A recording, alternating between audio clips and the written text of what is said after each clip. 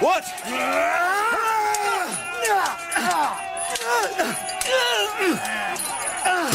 Are you hurt, my lord? No, nothing the matter. What's the news? We've driven back the Welshmen. What about the Empress's men? We're holding them in front of the gates. The king's there. And Lord Prescote? I didn't see him. Will be more use at the gates than here. Get your men! My lord!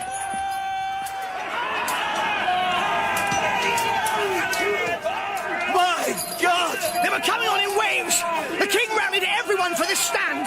Can we get to him, my lord? If we could move it on both flanks. Where's Prescote? The king's down! Come on! For Stephen!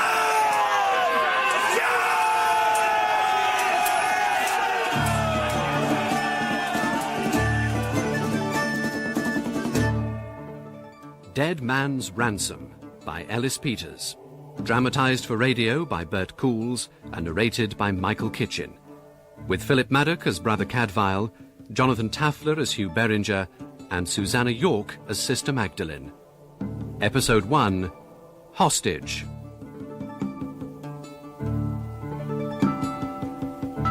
On that day, which was the 7th of February in the year of our Lord 1141, the monks of the Benedictine Abbey of St. Peter and St. Paul in Shrewsbury offered up special prayers for those souls fighting on the battlefields of the north. They were not prayers for the victory of one party or the defeat of the other, not for King Stephen or the Empress Maud, rival claimants to the throne of the realm, not even for Sheriff Gilbert Prescote and his deputy Hugh Beringer, guardians of the shire and good friends to the abbey. They were prayers for reconciliation, for the sparing of bloodletting, and for the respect of life. All desirable consummations, but unlikely to be answered in this torn and fragmented land with any but a very dusty answer. What troubles you, Cadfael? Father Abbott, I was thinking that even God can't make peaceful creatures out of men without some support from his raw material. You'll find support enough here, surely. Our services are fuller than ever. This war won't end until the soldiers pray for peace, not their wives and mothers and grandsires. How long did you hold arms yourself, brother? Over 20 years. But now you embrace the path of God. You surely don't regard yourself as anything out of the common. No, Father. Then there must be hope for all. Never doubt the power of our prayers, my son. Brother Cadfael did doubt the force, and even the honesty of his own prayers, however much he had laboured to give them heart. Black Benedictine habit or no, his soul prickled yet to the sting of battle, especially when he had friends still venturing. Gloomily he turned his back on supper in the refectory and made his way out of the abbey and towards the town. He crossed the bridge that spanned the Severn, glimmering quietly in the wintry starlit frost, and entered through the great gates, and, as he knew it would, his spirit lifted at the thought of what lay ahead. Cadfael may have renounced the simple pleasures of home and hearth and family for himself, but by the grace of God he was still able to enjoy them at one remove. By the time he reached the house by St. Mary's Church that was his destination, he had found an additional reason to be glad of heart. Torches were lit, folk were abroad and stirring, and there was a shiver of excitement in the air. There surely could be only one cause. Is there news? The streets are full. The castle sent word. They were seen from the towers. Oh, then the fighting's done, thank God. When did you hear? An hour ago. They must be in the foregate by now. Do you know how many? No. But Hugh is there. They caught his colours. Diolch i Dduw, thank God. Amen. Hey, shouldn't you be asleep, Master Giles Beringer? He knows there's something happening. Oh, yes, he's a lively mind. Ogyn bach, galluog wyt ti, na gwyd. Don't confuse him, Cadfael. Would you have your godson greet his father in Welsh? And why not, pray? Oh, Hugh will notice a difference in him, even in this short time. Oh, yes. Will he take to the church or the sword, I wonder? Cadfael, he's not a year old. Let me keep him a while longer. Young and untainted. Did Hugh send word ahead? Do you know how the battle went? No. But rumour says it didn't go well. Giles is probably going to have a long wait for his father. He'll see that all's settled at the castle before he comes to me. Aline, if they saw him on horseback, he can't be hurt beyond scratches. And scratches quickly mend. There. That's better now. Keep still, woman. Let go of her. Shut your mouth. Let go, I say. Hang back. Adric! God, woman, what a mouth. Shut it for her. Come here. Come on, man, let us have a go. Not the only one here. Come on, then. Quiet, quiet. Where's Ellis? There he is. Hey, there you go, lad, eh? Go on. Nah, keep her. I've got better things to do. Oh, is that it? Where do you keep the drink, woman? The boy's right. Come tomorrow, there'll be women enough for all of us.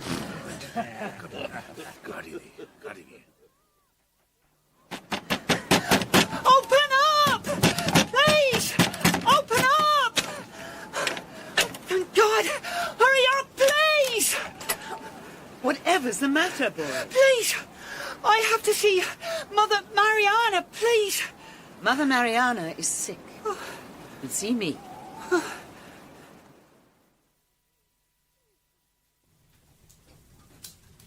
Hugh!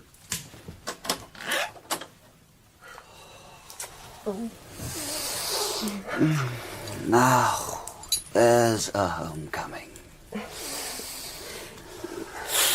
Easy, love. You're hurt. What's the matter with your leg? It's nothing. Show me. Nothing, I say. Hugh? Easy now. He's stiff and sore from the journey, that's all. Cadfael. Greetings, my friend. Crossing of Ace. And farewell. I leave you two alone. No, wait. There's news you can take to the Abbott. I'll see him myself tomorrow, but he'll want to know this tonight. Go on. I've brought back most of the men we took north with us, but not all. Not all. Gilbert Prescote's gone. The sheriff? What do you mean, gone? Not dead. Captured. Taken by the Welsh. You're sure of this, lad? Of course I am.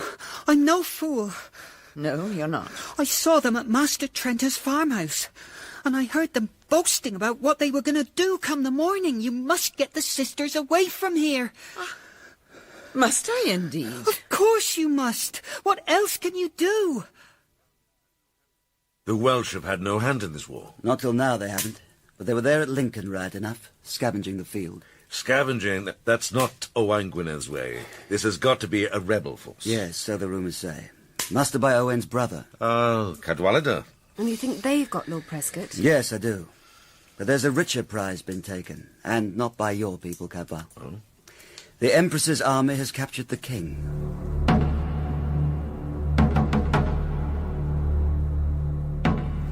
There are a dozen of them, maybe more, heavily armed. And cowards all, attacking a house of defenceless women. A coward's sword can kill just as well as a brave man's, Davy Foster.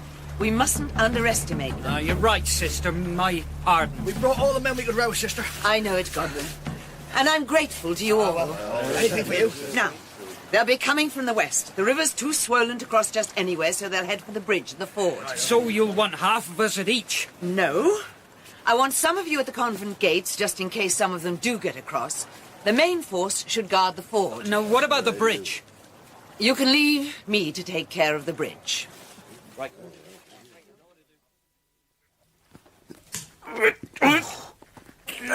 Oh, Cadfael, you're a good Christian soul. I could never have reached them myself.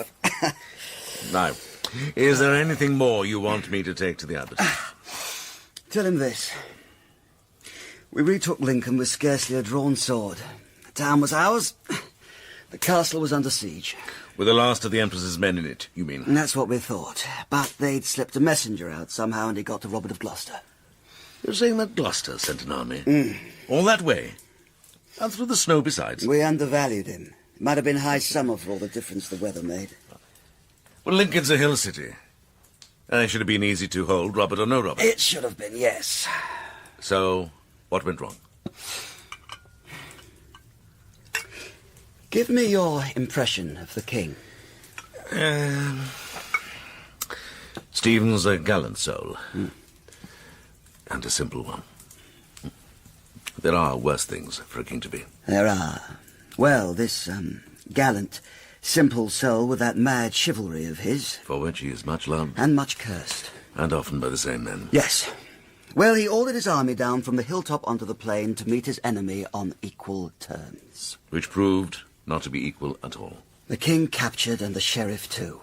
And the city back in the enemy's hands. And all I could do was crawl home with what men I still had. Well, thank God you did. If there's a place Stephen needs you now, it's here. Keeping this shire for him. But then you know that. Or you'd never have left Lincoln. I must take the news to Radalfus, and you must have food and rest. So I'll mix you something to ease those joints. Come to the herb garden in the morning.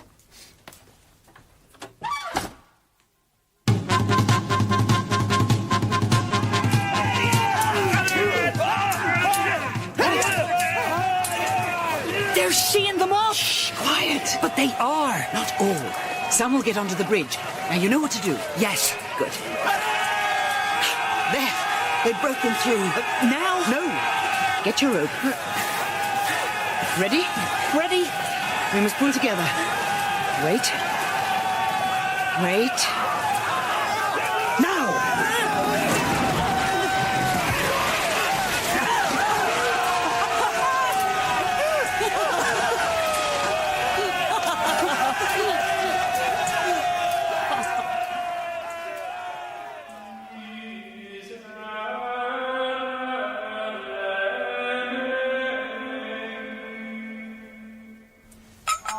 This is grave news, Master Beringer. I suppose there's no doubt. None, my Lord Abbott. Thank you. No, I have a witness who saw the king in the enemy's hands. Still alive, you say? So the man thought. Pray God he's right. Amen. King Stephen is not our most pressing concern. Do you agree, my lord? I do.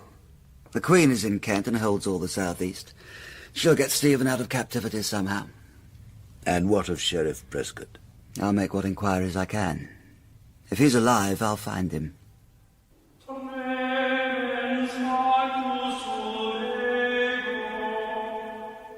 Abbot Radalfus decreed a special mass for the souls of all those dead at Lincoln, on both sides, and for the healing of England's raw and festering wounds. Prayers were said for all who had fallen prey to vengeful armies, and also for all who might yet do so. Shropshire stood nearer to the fighting now than at any time in recent years. I've sent word to all the border towns in the north. And what if they do hear word of trouble? You have men enough to send them? I'll have to find enough. I thought arms were forbidden inside these walls. Arms? At the gate. Oh, they'll get no further. Not without surrendering their bows, at least. And what about the billhook and the pitchfork? Every bit as deadly, at need, and in the right hands. Oh, I'd say those were the right hands, sure enough. 4 sturdy countrymen were standing confidently at the Abbey's gate, scanning around them with eyes alert, even on this secure ground, for danger. On a diminutive mule between them, with 2 of her escort on either side, rode the object of their protection and their concern, a middle-aged woman, her face well-fleshed and well-boned, booted like a man, kilted for riding, and wearing the black habit of a Benedictine nun. Due, Maud. You know her? I used to. I had no idea she'd taken the veil. How well did you know her? That's a long tale, and this isn't the place to tell it. Indeed. I think you're about to get to know her again. Brother Cadfael. Sister Avis? Magdalen. She smiled a faint smile, as if at some private jest, and when she smiled, the sudden dazzling dimple Cadfael remembered flashed like a star in her weathered cheek. He was aware that he blinked, and that she noted it. My errand is with your Abbott. Will you make me known to him? Proudly.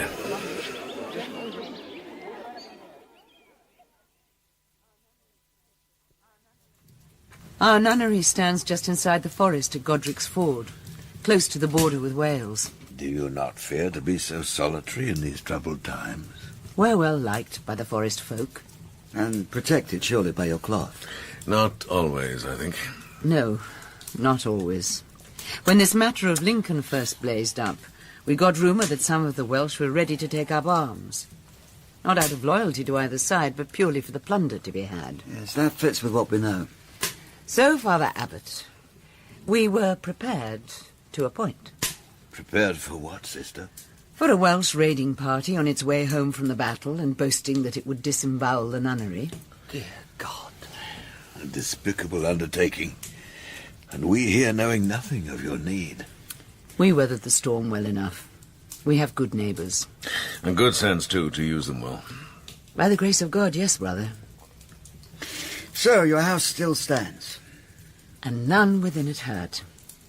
What of the raiding party? Most were turned back by our protectors. The others? Broke through to the bridge, which, again by the grace of God, gave way beneath them. Gave way? That bridge is as well built as any I've seen. It seems that God had a little earthly assistance. Somebody sawed through the timbers and arranged for ropes to pull out the supports at the crucial moment. Somebody. Somebody. And with the river swollen after all the rain... It was worse than that, my lord. John Miller opened his sluice gates just upstream of us. On the advice of somebody. Exactly, brother. The Welsh left 3 men drowned and the rest of them fled off back home, all but one. You have a prisoner? A very fine young fellow, once we'd wrung him out. That's why I'm here. I thought perhaps you might have a use for him.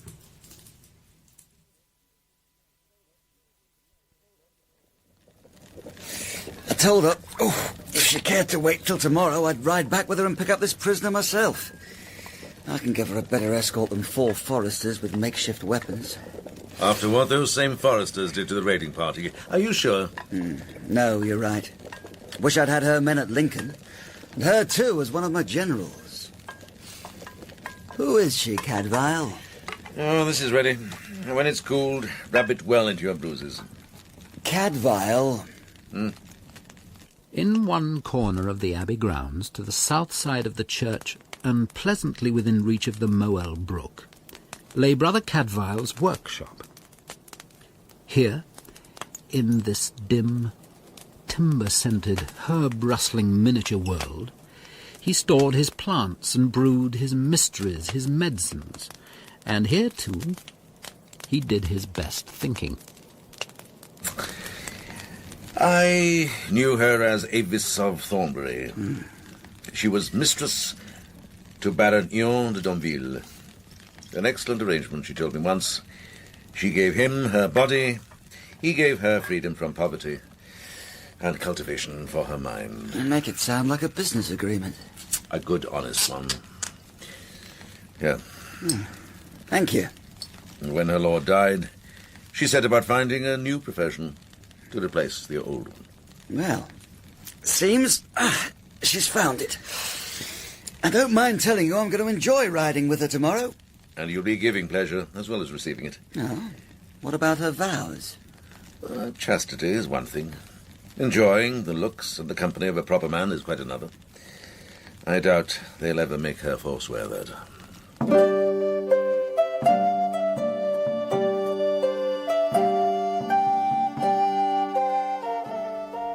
I can't get a word of English out of him, though I swear he knows it as well as I do.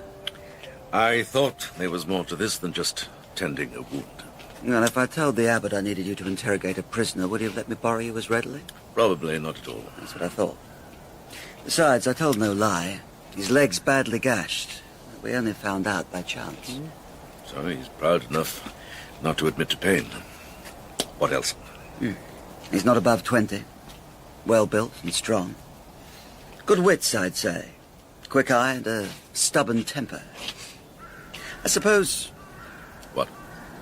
Well, I know how tortured the bloodlines are in Wales. I suppose there's a faint chance the two of you might be related.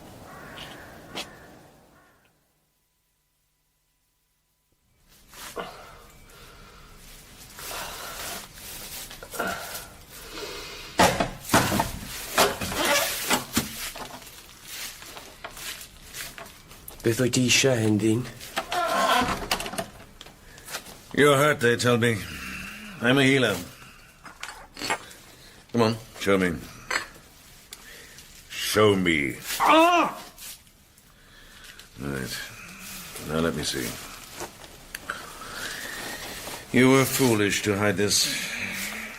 You could have had it healed and forgotten by now. Are you a fool? Na rwy ddim yn ffwl. Neu fyddwn mor siaradus a ti.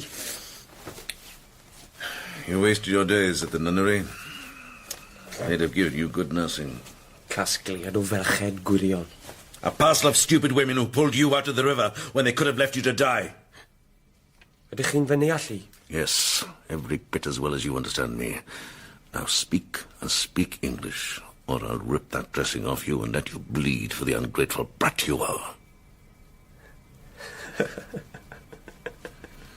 I take that laugh to be as much for your own folly as my cleverness, am I right? You're right. That's better. But it wasn't folly. You wanted to get your bearings and give nothing away. How did you know that? Which means you have something worth the knowing. Who are you? Well, someone who knows a cutthroat ravisher when he sees one. And you're no wild brigand. What were you doing in that band?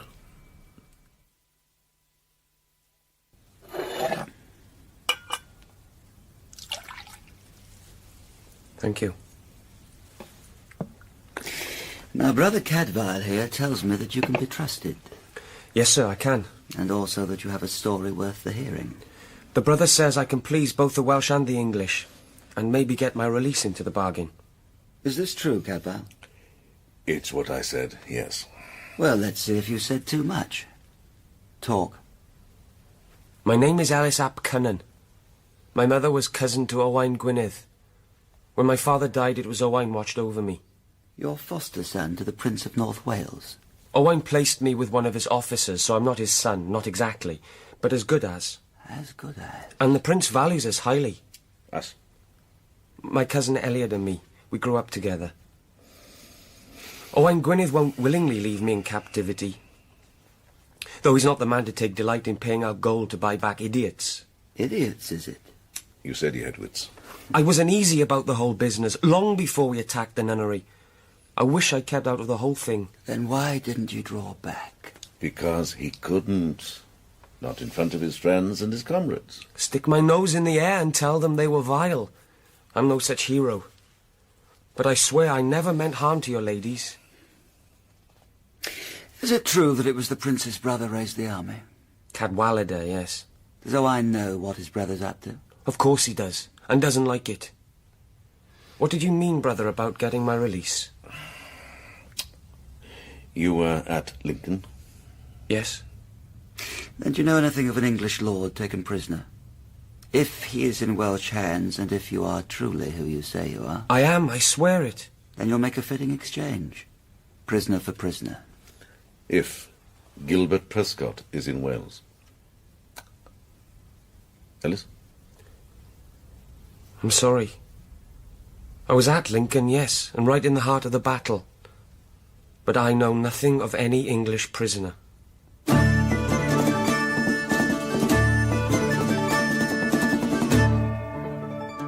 Dead Man's Ransom was written by Ellis Peters and dramatised by Bert Coules.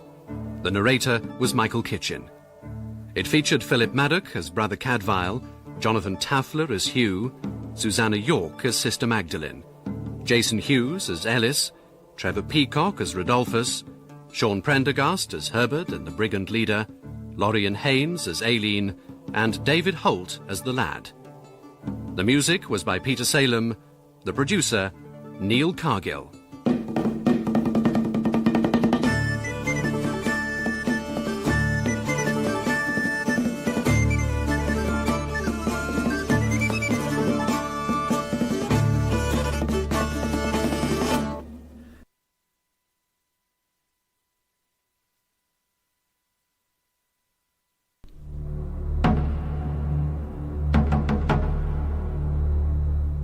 Do you know anything of an English lord taken prisoner?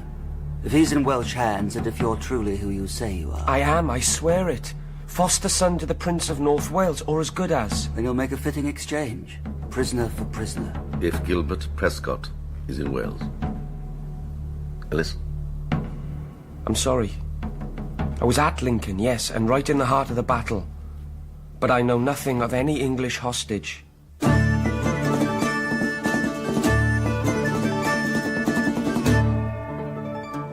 Dead Man's Ransom by Ellis Peters, dramatised for radio by Bert Coules and narrated by Michael Kitchen, with Philip Madoc as Brother Cadfael and Jonathan Tafler as Hugh Beringer.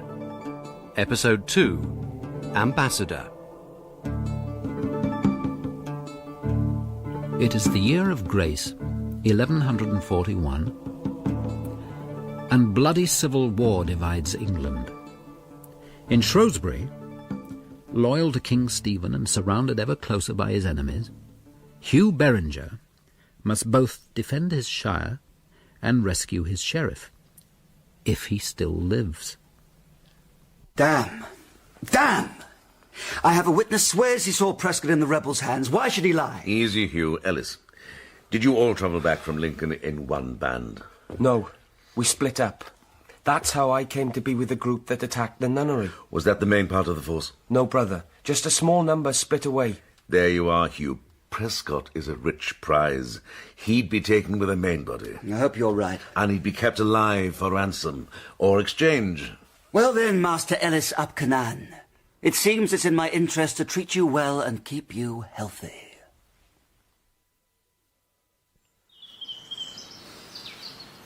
Ah, better than the cell. Oh, much better. You have the run of the castle. And I'm grateful to you for it. I'll hold to my word. You'd better. It's not too late to rip that dressing off your leg and let you suffer. And undo all your healing? I'll not break my pledge. I know it. Well, I have a scar. When I mend a sword cut, I do not leave scars. You have a lot of experience with sword cuts, do you, brother? Yeah, enough to recognize one made when a man stumbles onto his own blade. Or are you going to tell me it was one of the sisters of the nunnery ran you through? Nearly lamed by my own sword and then fished out of the flood like a drowning kitten. A glorious end to my heroic adventure. Yeah. Well, come on, my hero. Walk with me.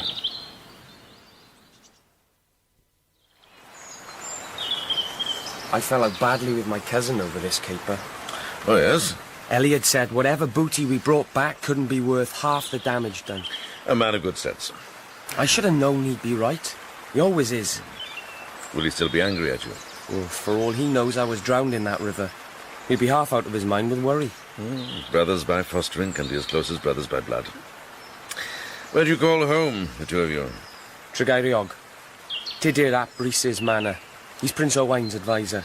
Oh. Eliud's squire to the prince's first captain.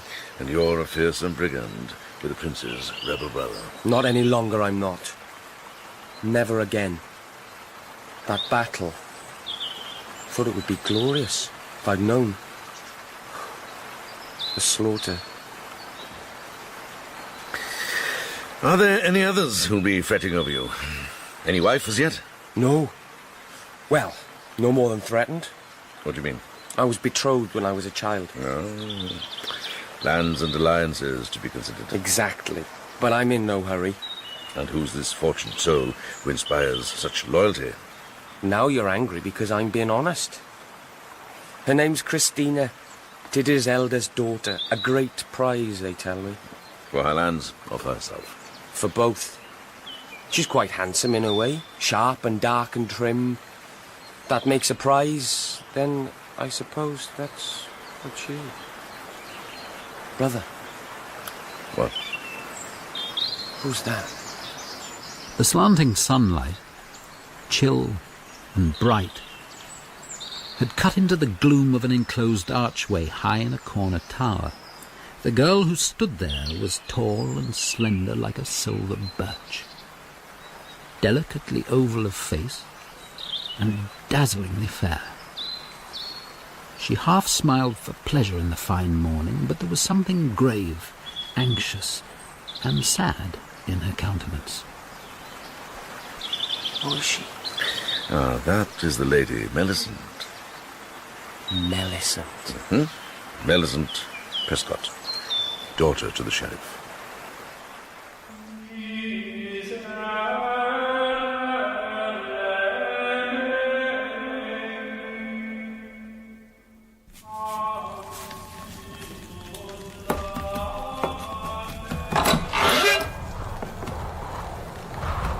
Don't linger in the doorway, friend. Hugh! Bringing the east wind with me, I'm afraid. Help yourself to the wine. I'll be finished here in a moment. Thanks. That's a weighty frown for a simple task. Oh, it wasn't for the task at all. Something troubles you? I was thinking of Lord Prescote's daughter. Well, don't let the Abbott hear you say so. A fair vision. Especially to eyes not used to English beauty. Cadfael? What happened up at the castle this morning? And I was thinking of Gilbert Prescote. And how much he hates anything that comes out of Wales. It's probably nothing. Welcome. I didn't think I'd be seeing you again just yet. Nor are you. I must have a smoother tongue than I thought. What do you mean? I've just come from the Abbot and persuaded him to let me borrow you again. He was willing to lend me? In a good cause and for a sound reason, yes. Well, this is to do with recovering the Sheriff. Cadfael, just once I'd like to walk through that door with news that comes as a surprise to you. I'm sorry. So, have you discovered where Owain Gwynned's brother is holding Prescote? No, I don't know that. But you're hoping that Owain does, and will tell you. Not me. My representative.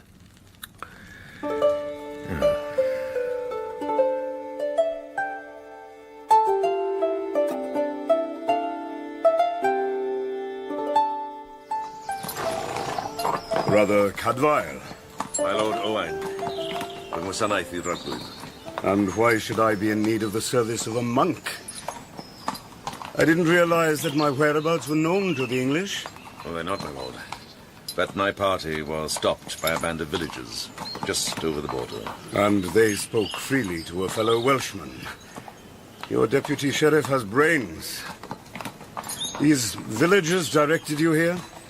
They gave me 4 possible places where you might be found. How many of them did you try? Well, this was the first. Good luck? Perhaps. But one of the places was too far from the border, and of the other... And why should I be interested in the border? Well, the king's enemies are gathering strength. You're concerned that they might look westward, as well as south. Oh, I am concerned, am I? Continue. And of the others, one was a hamlet, and one not even that. Why camp in the hills when you can have a sound roof and a friend to share your counsel? True. Tidiraprice is your closest ally, and his manners well placed. And I came straight here. Do all the monks of Shrewsbury think like soldiers, brother? No, my lord. I'm pleased to hear it. We'll speak tonight. I look forward to it. And so do I. Aline!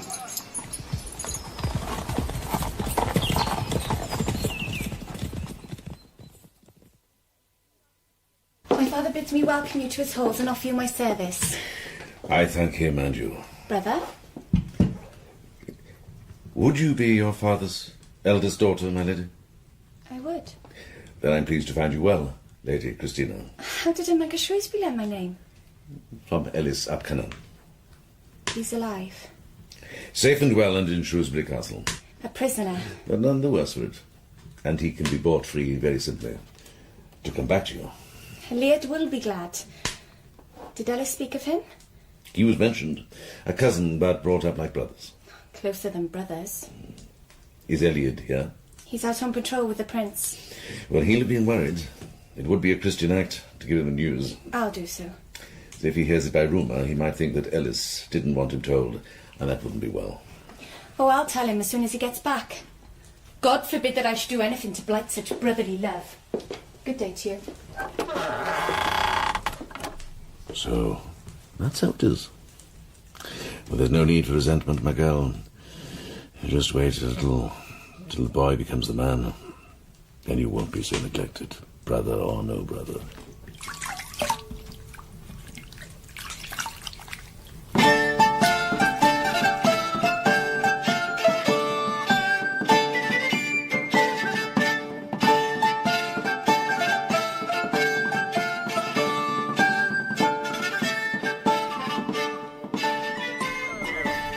Well, Ambassador Cadfael ap Meilir ap Dafydd. What is this message you bear? Some of your countrymen, and mine, paid a visit recently to Shropshire's borders. You may have heard it. My brother's men. It wasn't the only such visit. Well, they left a few drowned in one of our rivers. One still alive. Your lordship's own kin, or so he says. Give this man a name. Ellis ap Cynan. So, the fool boy is alive. I spoke to my brother's men. There wasn't one of them could say what befell him. Well, they were running too fast from our sisters to look back over their shoulders. From a man of our own blood, I'll take that as it's meant. Where is the boy now? In Shrewsbury Castle. And well treated.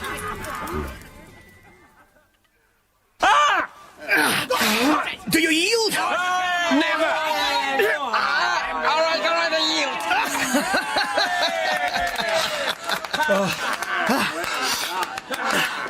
You did well. Not as well as you. Same time tomorrow. I'll be here.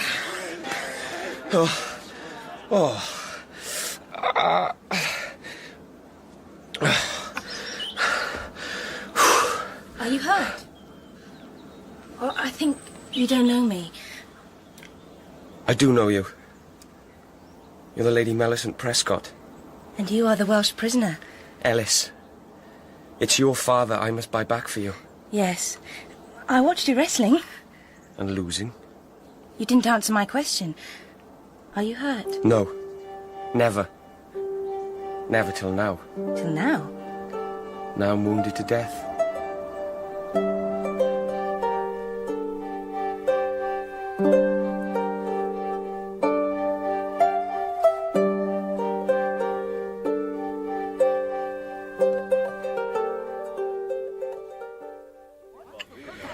It's a fitting exchange. I'll send a messenger to my brother. If he's holding your sheriff, you shall have him. My thanks to your lordship. It'll take a few days. Will you stay here and wait, or shall I send word to Shrewsbury? Well, I'll wait if Tydir permits it. My commission was to bring back the news myself. To this Hugh Beringer. I'd like to meet him. He's anxious to return the compliment. Then no doubt it will happen. But there's another meeting more imminent. Hello? Leave off your loitering and come closer, Eliud ap Griffith. Yeah, it's quiet again. And no princes to curb your tongue. Is it true, what Cristina told me? It's true. Your cousin's safe, man alive and good as new. You've seen him? Talked to him? And I'm sure it's him, yes. Not some other soul giving himself a noble name to win his freedom. How did you know that's what I meant? I've not always worn this cowl. I know something of the world. It's more than he does. Rushing off like that, all on fire for glory. He knows better now. And did he really have no hurts at all? Nothing worse than the odd cut. Sometimes I really fret for him. Only sometimes. You're right. It's foolish, I suppose. There's nothing foolish about it.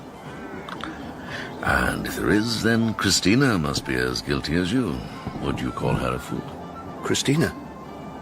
No. No, of course not. I must get back to my duties, brother. Thank you for talking to me. God go with you.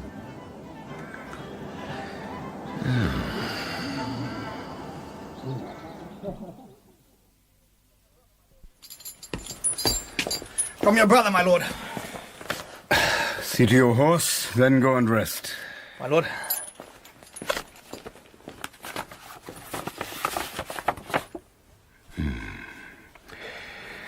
Fetch brother Cadfael to me.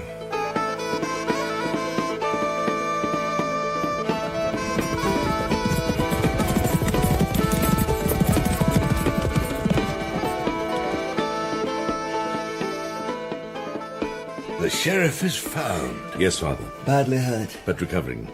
Now, as soon as he's fit to travel, Owain will give him escort home. And we'll exchange prisoners at the castle. I don't mind admitting I'll be glad to have him back. As will we all. Morris! Brother Morris! Brother Morris! Leave go of me! Morris! Cadfael! Thank heaven! You heard the noise clear across the courtyard. What's happening? Get him out of here. Easy, brother. Stay there. And you keep away from me. Keep away! Morris, easy. I'll not come close. Get him out. Out! I'm sorry, my lord. He doesn't know what he's saying. He's Prescote's man. Don't try to deny it. So why should I do that? Prescote's man! Cadfael! Stay back, Hugh. Now, Morris. Right. What's this about, then? They say he's alive. Gilbert Prescote's alive. Is it true? It is, yes. And I thought justice had been done at last. That man should be dead. Dead! Is he like that all the time, poor soul? He's not usually violent. Will he ever be sound in his wits? No, I doubt it. Why does he hate the sheriff? Is it just part of the madness? There was a lawsuit over some land that went to Gilbert's family rather than Morris's. Oh, I don't remember that. Well, you wouldn't. It was nearly 60 years ago. Good God. Well, Morris was in his cradle. But that judgment's more real to him than anything here and now. They say great age is a blessing. Not if the body's strength outlives the mind. He's still got quite a grip. As Hugh took his farewell, Cadfael reflected on the Abbey's infirmary and its inhabitants. Never again would a whole generation of brothers, admitted in the splendid enthusiasm of the Abbey's founding, come to retirement and senility together. From this time on, they would come one by one to their deathbeds in single and solitary dignity. Never again, God willing, would so many souls depart almost together from the big bare room with its tiny chapel and private chamber for noble patients past the help of the town's doctors.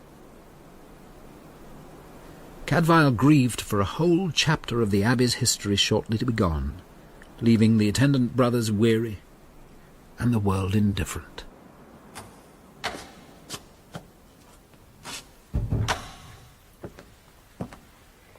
Hello? Hello? I'm here. Oh, I'm sorry. Oh, that's all right. It's good to be cautious. They mustn't see us together. No. Have you heard? I've heard. I'm glad your father's been found. I'm not. Oh, my love. Oh, God, I want him back, of course I want him back, but not if it means losing you. Suppose it doesn't. What? Suppose I don't go. But the bargain struck, the exchange. Why shouldn't I go to him and ask for your hand? What? Why not? I'm born princely, I have lands, I'm his equal. Oh, you sweet fool. You don't know him. He hates Wales and everything Welsh. He'd sooner marry me to a blind leper. Then what can we do? I don't know, my love. There must be something.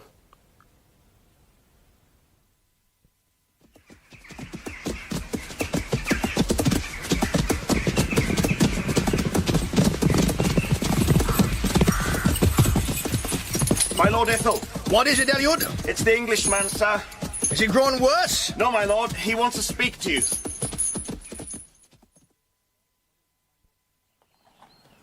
What is it, my Lord Prescote? I know this place. We're nearly at the town. Yes. I'll not be carried through my own gates like a cripple. But, my lord... Silence, lad. I understand, sir. Fetch me the quietest horse.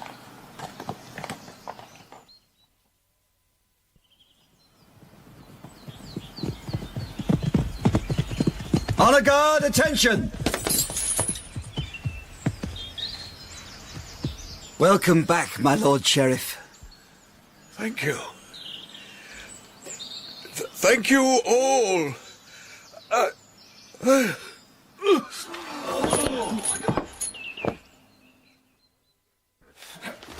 You say it was a heavy fall? Yes, brother. Has he spoken since? Once. His wits were sound. Well, he's lost some blood. Right, get him onto the bed. He insisted on riding. He would. Is he going to be all right? Oh, there. Right, outside with you. Let me look at him.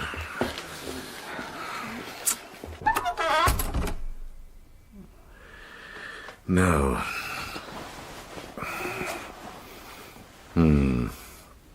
What do you think? I think I asked everyone to leave. Cadfael. 2 wounds have reopened. But there are no bones broken. Thank God. He looks so much older. Oh, he's been close to death. And now? Will he live? Given rest and time, I need some things from my hut. And we must warm this room, braziers. I'll tell Brother Edmund. Then we'll cover him up again. Give me a hand with that cloak. Here. Oh, this isn't Prescote's. I think it belongs to Owain's captain. Lord Ithel. Look at the clasp. Yeah, that's Welsh gold. There. I'll see you back here later.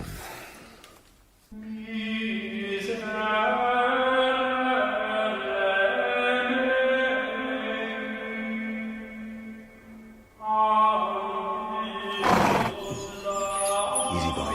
Oh, easy. Easy. Hello. Cousin. They haven't got a guard on you. They have their sheriff back. I'm a free man. Oh, yes. Ellis, what's the matter? The matter? God! What on earth can I do? What can I do? If I lose her, I'll die. Have you seen her, his daughter? What? Whose daughter? His daughter, Lord Prescote's. I hardly noticed her. How could you miss her? With her hair like gold and those Ellis, eyes. stop this. What are you telling me? What about this girl? I love her. You love her? And she loves me, but her father, he's our enemy. He hates the Welsh. What are we going to do? Shut up. But I'll die. Shut up. That's better. Now, for the love of heaven, are you saying you don't want to go home? No, I don't. But, my God, man, what about Cristina? Cristina? She's nothing. Nothing? Nothing? The girl's not spoken for, that's why I'm here. What do you mean? To see her father, to pledge for her. All my land, all my goods, whatever it takes. You want to see him now? It has to be now before they send me back. You can't. Not now. He's sick. Where is he? I won't tell you. You must.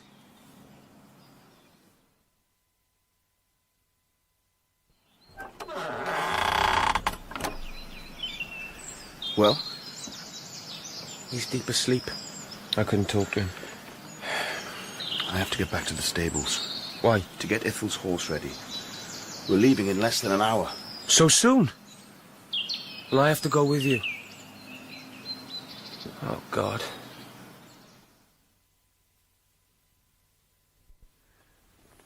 Brother Cadfael. Eliud, is everything ready? Brother, forgive me. I don't mean to trouble you. What is it, lad? Well, I'd completely forgotten Lord Ithel's cloak. The sheepskin. I have to fetch it, but... But you don't want to disturb the sheriff. Well, I was going there anyway. Come on, walk with me.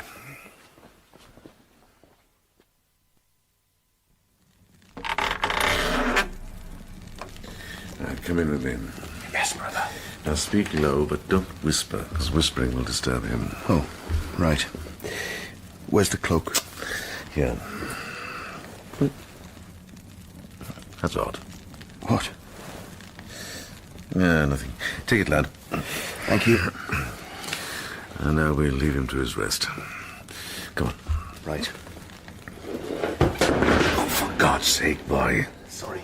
Did I wake him? Eliud, wait for me outside.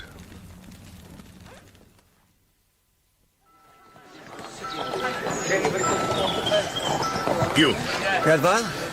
Are the women here, Lady Prescote and the girl? No, I don't think so. They're with the Abbott. Shall I order them fetched? No. Cadfael, what's happened? I have black news. Gilbert Prescote is dead. Dead? But you said... Murdered.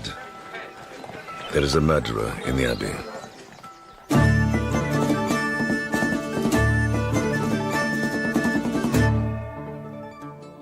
Dead Man's Ransom was written by Ellis Peters and dramatised by Bert Coules. The narrator was Michael Kitchen.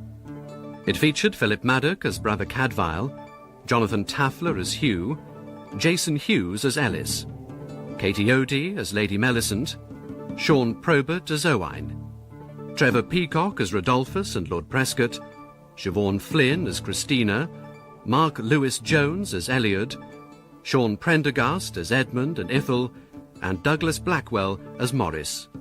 The music was by Peter Salem, the producer, Neil Cargill.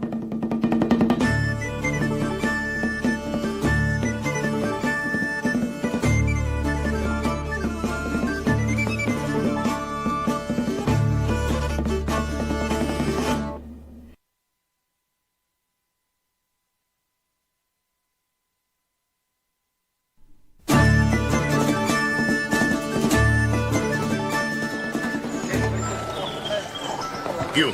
Cadfael? Are the women here, Lady Prescote and the girl? No, I don't think so. They're with the Abbott. Shall I order them fetched? No. Cadfael, what's happened? I have black news. Gilbert Prescote is dead. Dead? But you said... Murdered. There is a murderer in the Abbey.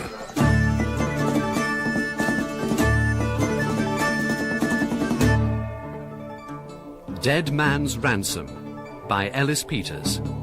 Dramatised for radio by Bert Coules and narrated by Michael Kitchen. With Philip Madoc as Brother Cadfael, Jonathan Tafler as Hugh Beringer, and Susannah York as Sister Magdalen. Episode 3, A Princely Death. It is winter. In the year of our Lord 1141, in an England riven by civil war. The welcome prospect of an alliance between King Stephen's men in Shrewsbury and Owain, Prince of Gwynnedd, ruler of North Wales, appears to have been shattered in a single stroke. Are you sure of your words, monk? Quite sure. He was wounded and weak, Cadfael. Maybe he just sunk too low to climb back up again. No blame to you, my lord. He was very feeble, true. It would have been easy to slip over the threshold. Then why raise the cry of murder? But only if the threshold had been greased. Speak plainly. There was a hand that held him under, and the signs are clear. I see no signs. Show us. Look here. Round his nose and mouth. Bruises? From his fall? Yeah, they weren't there when we put him to bed. Neither were the teeth marks in his lip. See? What do they mean? That someone clamped a hand over his mouth and pressed down hard. To cut off his breath? I think to stop him crying out. He was likely smothered with something soft, held over his entire face. There must be no mistake about this. There is none. As sure as God sees us, this man was murdered. Dear God in heaven, in the Abbey. My charge from the prince was to bring you one man and take another back. The mission is void. His death came in our hands, not yours. Your part was done, and done well. not well enough. But in any case, I can't return home. Not until the truth is known. Father Abbott, surely you've been in the company of the Lord Ithel since he arrived? Yes, I have. And his 2 captains with us. Then they are free of any slur. You should return to Owain Gwynned, my lord. Let him know what's happened here. Yes, I will do so. But that leaves the 6 men of my company. They must be considered. Everyone within these walls must be considered. Cadfael. Father, if one of the Welshmen wanted Lord Prescote dead, why should he wait until he arrived here? But one of the brothers? Or one of the servants. Whatever wayfarers are sheltered here. One of my men. Myself, if it comes to it. You, Lord Beringer? A deputy sheriff has more motive than many to see his superior removed. Dear God.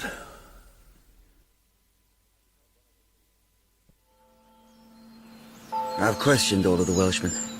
Not one of them can account for every minute they've been here. I'll speak to the infirmary. Murder in his own chambers. If I know Edmund, he'll be distressed beyond all measure, blaming himself for not mounting a watch over the sick room. Why should he? Exactly. What about the patients in the main hall? Could they have seen anything?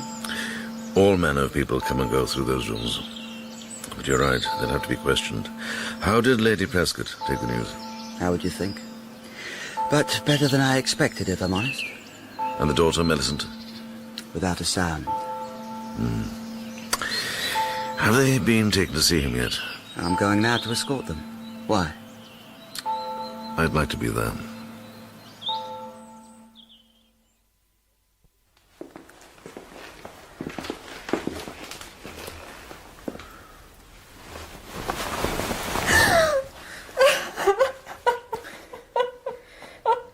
Thank you, brother.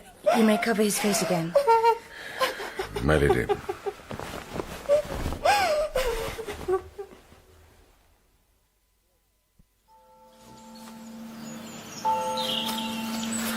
I suppose it's the shock.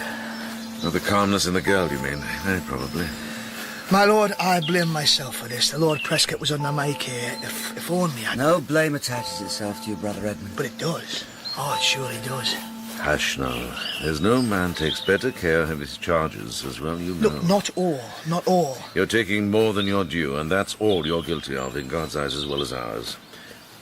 Keep your balance, Edmund. The others still need you. Yes. Yes, you're right, I suppose. Of course he's right, brother. My experience, he usually is. Hugh, what will happen to Ellis? Our Welsh hostage. Hardly had time to think. Not even sure where he is. He's watching us closely from by the gatehouse. And his foster brother with him. They both look like lost souls. Yeah, very different souls in happy times. Now death has made them twins. My Lord Beringer. Lady Millicent, I thought you'd gone with your mother. Her handmaid's looking after her. I wanted to ask you a question, you and the brother infirmer. What question, my lady? I know that my father wasn't constantly watched, but was anyone seen going into his room? Anyone at all? Edmund? I myself looked in twice. And anyone else? I know of only one. Brother? But there was surely no harm in it. It was my second visit. I found a man beside the bed, leaning over the Lord Prescote. Did you see what he was doing? Well, it seemed to me that he was trying to wake him. Well, I couldn't have that, so I took him by the shoulder and pointed him out of the room. You went willingly? He made no protest. And no harm was done. The Lord Sheriff never stirred. No. Nor ever will again. Name him, this man. It was him. The prisoner. Ellis ap Cunnan. What have we done? My lady. What have we done, you and I? Millicent. You went in there. He wanted to speak to him. Nothing more, I swear You it. swear it. You swear it as you swore your love for me. Yes. How did you know about this? Something of it. I do love her. And I went to pledge to her father to kneel and offer my lands and my titles. I love her and she loves me. No, I take back my love. I hate you. I loathe you. My lady. Do you know what else he swore, this Welshman? I'll tell you. Over and again he swore it, that he'd do anything to keep us together. I didn't mean anything, and now he's done it. Millicent, listen to me. Don't touch me. Don't come near me. Murderer. No! Never! Enough! Now let's get to the heart of this. Brother Edmund. My lord. You say you found this man in the sheriff's room? Yes. Had he been there long? I thought he'd only just then crept in. But he could have been there longer. He could have been standing over a man he'd already smothered. It might be so. No. But the thought didn't enter my mind. If there'd been anything sinister in him, wouldn't it have shown? Did you look at the bed again after he'd gone? Was the sheriff breathing? I did look, but not closely, and you know how deep asleep he was. I wish to God I'd checked. You had no cause to, and his best cure was to be left alone. And you don't know of anyone else who might have gone into that room? No one, but the door was never locked. There may well have been others. One was enough, and that one we can put a name to. No, my lady, this is all wrong. Quiet, lad. Ellis Apconan, how do you answer this charge? The Lady Melisande does me terrible wrong. I wouldn't have hurt her father, not for any gain. I never laid hand on him. But you did go to the room. To ask for her hand. I know he was an enemy of the Welsh, but he might have listened. He might have... How did you find him? Deep asleep, as the brother says. That's the truth, and I'll swear it on the altar. It is the truth. Brother defends brother. Ellis was with me. He told me about the lady and that he loved her. He wanted to speak to the Lord Prescote man to man. I saw him enter the room and leave it, and there was no manner of stealth in him. He crossed the courtyard straight and true, not caring who might see him go in. Oh, but he was the only one who did. Anyone could have entered. It can't be proof that anyone did. I think it can. Cadfael? Something's been worrying at my memory, some morsel I couldn't bite down. And now you can? Yes. When he was brought into us, Gilbert Prescote was wrapped in a fine cloak. Sheepskin. It belongs to my Lord Ithel. Do you recall it, Hugh? Yes, I do. A handsome cloak with a golden clasp. Right. And when Eliud asked me to fetch it for him, something about it was wrong. I said so at the time. You did, brother. Well, now I know what it was. The clasp was gone. Is this true, boy? Why wasn't it noticed? And all the hue and cry. Has Ellis been alone since he left the sick room? Not for 1 second. Oh, so says his foster brother. So will say many. The Welsh soldiers, the brothers in the courtyard, we've always been in sight. Strip me! Search my body! I won't endure to be thought thief and murderer both!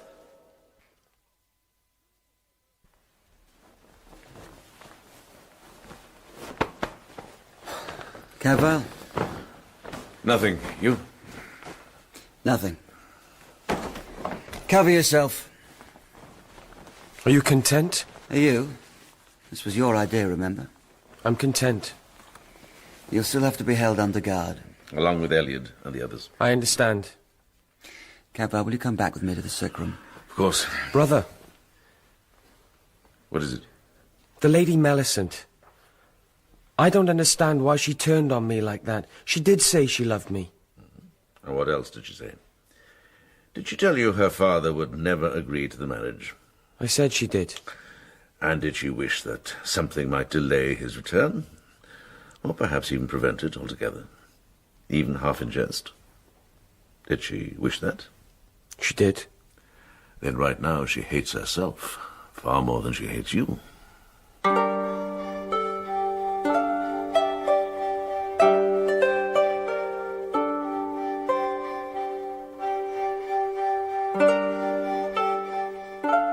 Hold the lamp close. Here. In the death chamber, with the door closed fast, Hugh Beringer and Brother Cadfael stood beside Gilbert Prescote's body. They turned back blanket and sheet to the hollow breast, and held their saucer lamps to the deep-lined face. The steady light moved slowly across the still, bruised mouth, the nostrils, and the grizzled beard. No matter how feeble or how deep asleep, a man will fight for his breath. And whatever is clamped over his face, he'll inhale. As did this man. Do you see it? Where? Caught in the nostril. Yes. No more than a wisp. Blue. Careful. Your breath almost dislodged it. Yes, blue. An expensive dye. There's no blue in these coverings. Let's have it forth. There. 2 strands. No, 3. And springy. Wool. I don't want to let go of these tweezers. Reach in my bag. You'll find a wooden pill box. Here. Right, now, just hold your breath till I have it safe. Good. Is there anything else? Move the lamp. Yes. There. No. You lost it. Go back. More. There. Red. Pale red. It's a single strand. Hold your breath. And I'll put it with the other.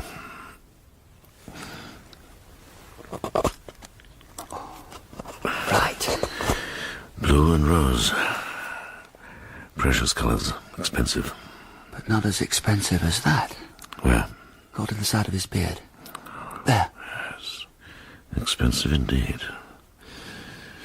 Let's see if I can get it free without breaking it. Oh. Well done. Golden thread. Blue and rose and gold. He died a princely death. Cloth of fine wool and golden weave. Tapestry. A lady's gown. Or an altar cloth. No, I refuse to believe it. To use a sacred item for such a deed, no man in Christendom would sink so low. Well, perhaps no man did. The cloth may well not belong to the Abbey. But we have to know. Even to suggest such a thing comes close to blasphemy. To allow the sheriff's murderer to go unpunished, that would be the blasphemy. No one but we 3 knows of this. A discreet search will cause no comment or alarm. Father, whoever did this must be found, for his soul's sake.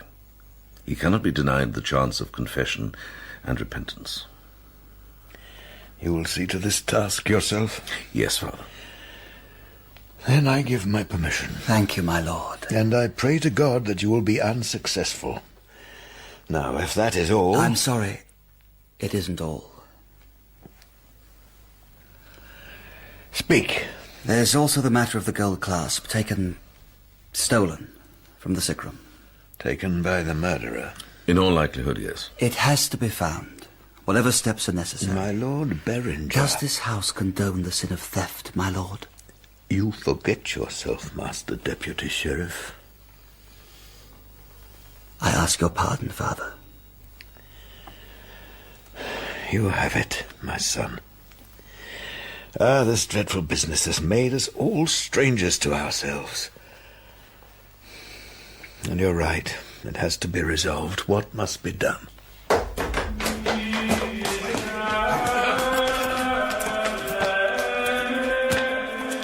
They searched. Cadfael for a cloth, any cloth, which could show the colours he sought. He examined every hanging, every tapestry and altarpiece the abbey possessed, but none of them matched the precious, quivering fragments. Hugh, for his part, searched the cells of the brothers, the novices and the boys, and the hostels which housed the abbey's visitors, both high-born and low. But nowhere did he find any trace of the great golden pin that had held the collar of Lord Ithel's cloak to keep the cold away from Gilbert Prescote on his final journey. The day was spent by then, but after vespers and supper, Cadfael returned to the task. I shall pray for him. I shall pray for his salvation. Will you now, Morris? Yes, of course. His debts are paid. Divine justice has been done. And whose hand was God's instrument? Blasphemy! The hand was God's own. You do wrong to doubt it. I shall pray for him. I shall pray for his salvation. He's been like that ever since he heard the news. Cadfael, I wonder... Well... You wonder if his madness is misfortune or cunning? God forgive me, but he is certainly very content with the man's death. And he's a strong, able man who harboured a deep grudge. Do you think... I think in his madness he could have killed and thought it God's work. But where would he lay hands on a rich cloth? There's nothing like it here. No, but... Have you spoken to the other patients? Everyone. Yeah. And they were willing enough to talk, I imagine. It's not often they have something like this to add excitement to their days. That's true enough, but none of them could say much of any help. Save, possibly, old Brother Rhys in the end bed. Cadfael, mae'n dda bod chi wedi dod i'n weld i. Yw'ch bendithio, Rhys. Brother Edmund tells me you saw something. Saw? Oh, no. I'm little prophet to you there, brother. I know light from dark, but no more than that. Not these days. But my ears have grown sharper as my eyes have dimmed. I swear it. That's often the case. What did you hear then? I heard the other brothers asleep, for one. They always sleep after dinner, and I always lie here and listen and wish I could join them. Now, brother, you get your sleep in plenty, just at odd times, that's all. That's true. So is that what you heard? The brothers snoring? No. I heard the door of the private room. The sheriff's chamber? Aye. You sure? It creaks sometimes when it opens. I heard it twice. Did anyone speak? No, but the first time I heard tapping, like a stick. When was this? I don't know. The second time, I heard feet. He had light feet, whoever he was. Then I heard Edmund. Well, I know his step, don't I, Edmund? You do, brother. Please, that first time. The time with the tapping? Yes. How long was the man in there? Cadfael. I didn't hear him leave. I must have drowsed away after all. I'm sorry. Oh, don't be, my friend. Don't be.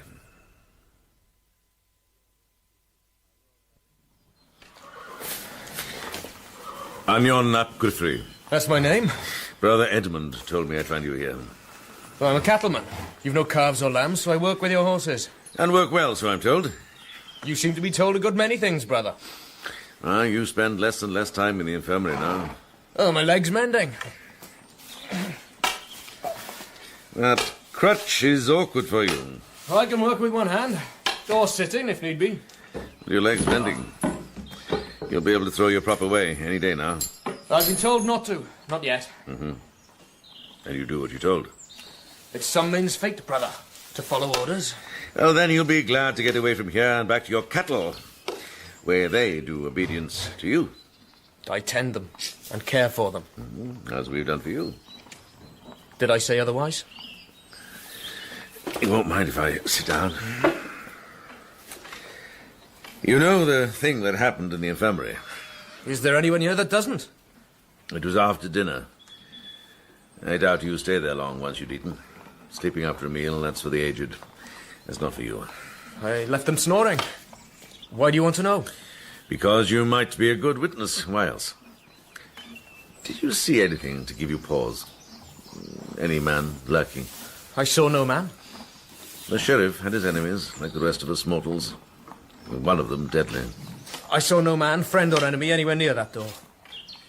Where did you go? Yeah, to the stables. To the brook. When the wind's up, it smells of the hills. I was tired of the smell of shut-in old men and their talk that goes round and round. Like mine. I didn't say so.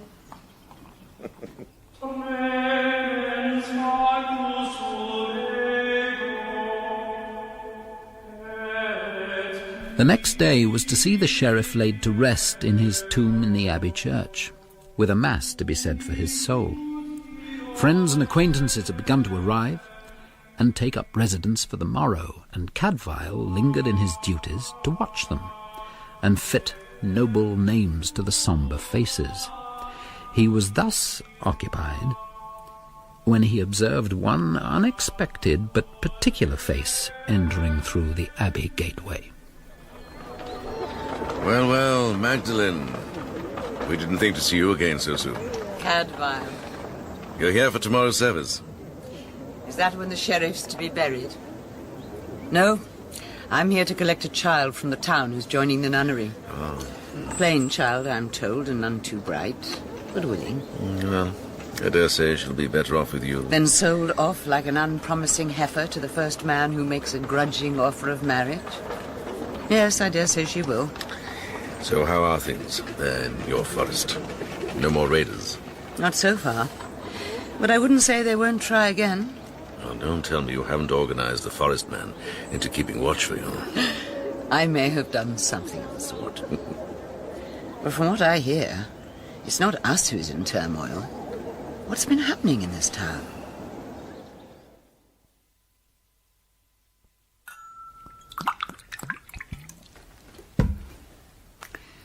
Thank you. To the greater glory of God.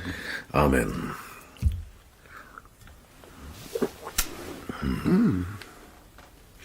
Is this your own brew? It is. Almost as good as mine. Well, Cadfael, I wouldn't say that boy couldn't kill a man, but I don't think he'd kill his girl's father. Oh, it's easy enough to ease the man out of the world, though. And even someone not given to murder could have done it before he realized. So it could be said. No. Only a stranger can be killed that easily. This lord was armoured in identity. The one man who could give the lad what he wanted most. And the one man who prevented him from having it. I may be wrong about him. He may be the one of his kind who does what his kind doesn't do. There's always one. The girl believes absolutely that he is guilty. Yes, this girl. They're of an age. Yes. And she's the more mature, and by some years. Is it possible that she... Possible. I suppose so. But you don't think so? Or don't want to? You said she's racked with guilt. For her thoughts, nothing more. But if she did love the boy... No, I think she did. And still does, for all her accusations. Then if you're right, perhaps some good can come out of this grief in the end. My Lady Millicent. Brother? Come in from the cold. How may I serve you? My business is with the sister from Godric's Ford. Good day to you, sister. Magdalen, what business can you have with me, child? Sister, when you go back, I want to go with you. I've done with the world. I'm going to become a nun.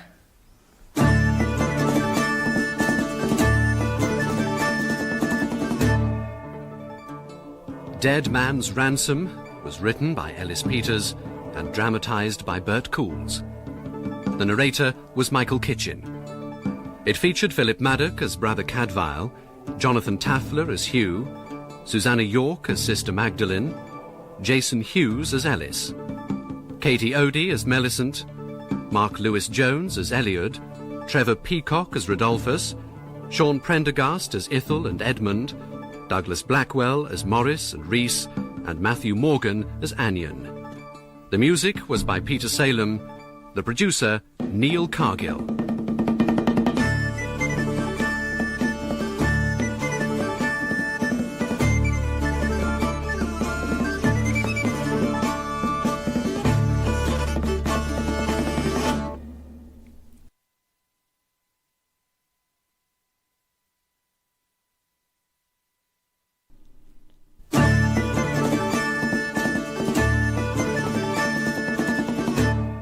This girl. Is it possible that she killed him? Possible. I suppose so. But you don't think so? Or don't want to? You say she's racked with guilt. For her thoughts, nothing more.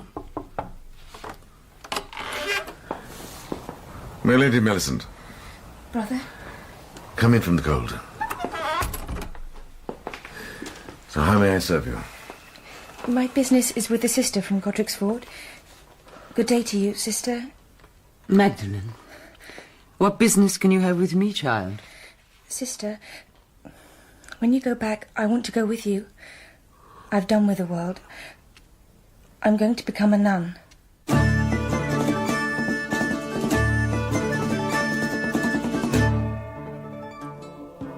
Dead Man's Ransom by Ellis Peters. Dramatised for radio by Bert Coules and narrated by Michael Kitchen. With Philip Madoc as Brother Cadfael, Jonathan Tafler as Hugh Beringer, and Susannah York as Sister Magdalen. Episode 4. Allies. It is the year of grace 1141, and the mortuary chapel of Shrewsbury Abbey houses the body of Lord Gilbert Prescote, robbed and murdered by an unknown hand. On this cruel winter's day, with the air biting and the frost on its way, the abbey holds several souls who had no cause to love the dead man. It also shelters the beautiful Lady Millicent, his daughter. Done with the world? That was my word. Child, as long as you live and breathe, you'll not have done with this world. But if I join the Benedictines... We live in the same world as the souls beyond our walls, my lady. You're young and fair and nobly born, and you want to abandon marriage, children, position, honours, everything? Yes. Yes, I do. Even if you're right in rejecting one man, that's hardly cause to reject them all. I will have nothing to do with men. Never. My dear, that cannot be. Not till the day of your death, even within the nunnery. But surely if... Bishops, abbots, priests, confessors, all men, and blood brothers to all mankind. You can't escape from your part in humanity. Then at least I can escape from love. Love is the one thing you must never turn from. Without it, what use are we? And child, if that fire goes out, it can never be rekindled. Sister, I have made my request. Will you grant it? If your mother approves... Brother is all she's concerned about. My father's heir. She'll not deny me. Then come and be welcome.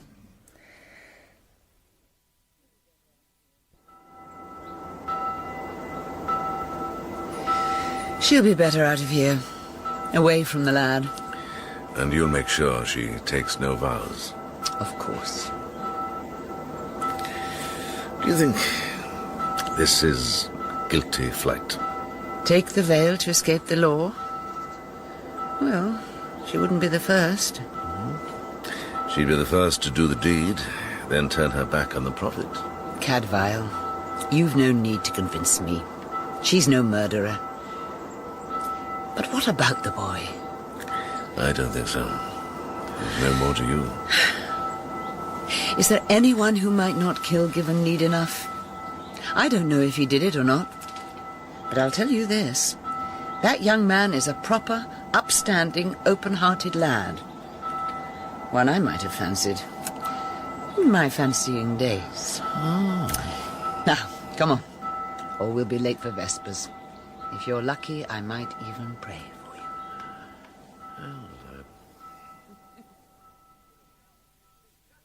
Cadfael! Cadfael! Edmund, where did you find that? Hidden in a corner of the stable yard. It's onions. Oh, I know. Sue's leg was better than he claimed. What do you mean? I spoke to him this morning. Whatever for? Never mind. Cadfael, I'm worried about him. I need your help. What brings you here so late? Out without permission again, are you? There's news. What news? Abbott Radalfus wanted you to hear it as soon as possible. Then tell it me. It's not like you to hedge around the point. We had an outsider in our infirmary, a man named Anion. Means nothing to me. Do you remember a brawl in the town 2 years back? The gatekeeper on the bridge was knifed. And Sheriff Prescote hanged the man who did it. Do you also recall the man protesting his innocence, right to the very end? Well, no, I don't, but I'm hardly surprised. He was a Welshman, a wool trader. And this Anion is his brother. Well, half-brother. But they were as close as brothers by all accounts. Were they? Now, half-Welsh is Welsh enough to look on revenge as a sacred duty. If the chance ever came his way. And you're telling me this man was at the Abbey when Prescote was brought there helpless? He was. And only a door between them. Cadfael. Well, there's more. We had word of a stick or crutch heard going into the sheriff's room. Anion was brought to us because his broken leg refused to knit. He walked with a crutch. My God. Wait, you know every soul who passes through that infirmary. This is no sudden new development that's brought you rushing here to tell me about it. No. Then what's happened? Did you speak to him? Confront him? Cadfael, did you accuse him of the murder? Not openly, no, but yes, I talked to him. And? The man's gone. Disappeared.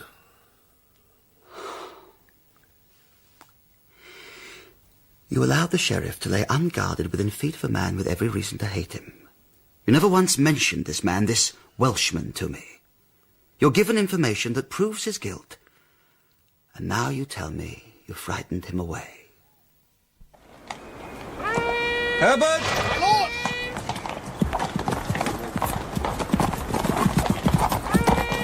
Sergeant Borden! The hunt went forth at dawn.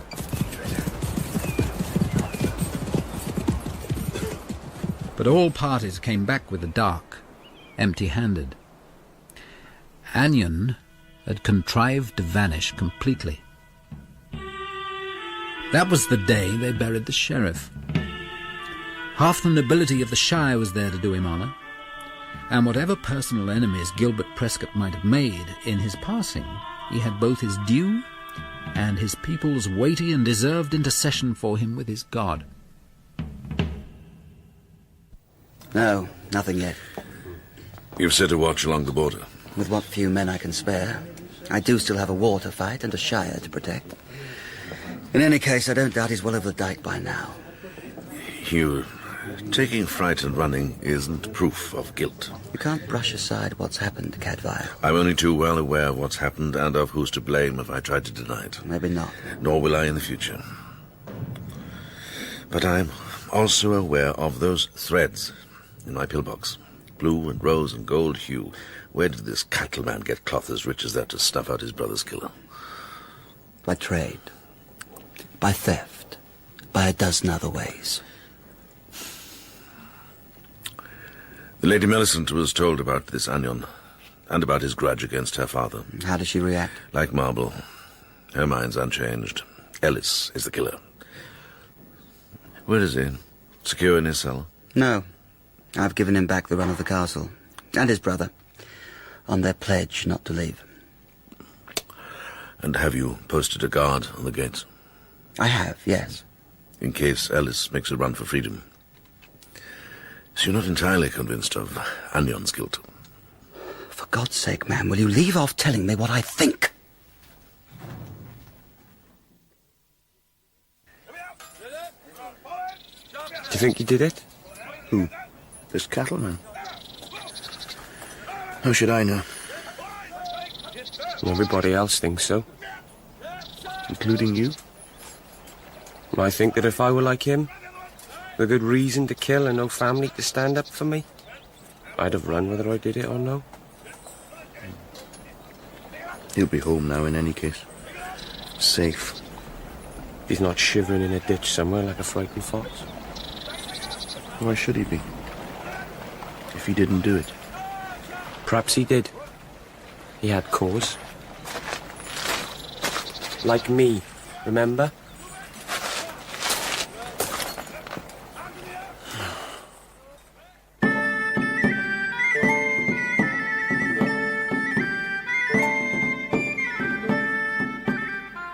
From Owain Gwynned, by the grace of the Lord God, ruler of the provinces of North Wales, greetings.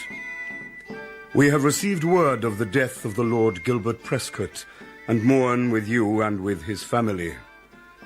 In the matter of a death so brought about, our own honour is at stake. We have no other prisoner to exchange for Ellis ap Cynan, nor will we lift a finger to deliver him until both guilty and innocent are known.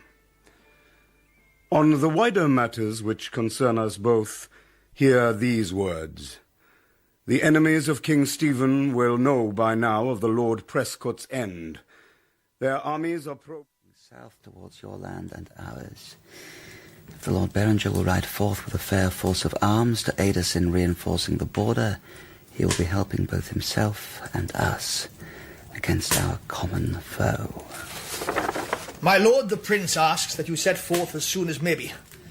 If you can be at Rita Croisai in 2 days' time, he will meet you there, and this alliance may be made true. If you are so minded. Very firmly so minded. Good day to you, brother. And to you, friend. You here to see the sheriff? No, I'm delivering these herbs for the Lady Prescote. And medicine for her son, for his cough. I'll send word to say you're here.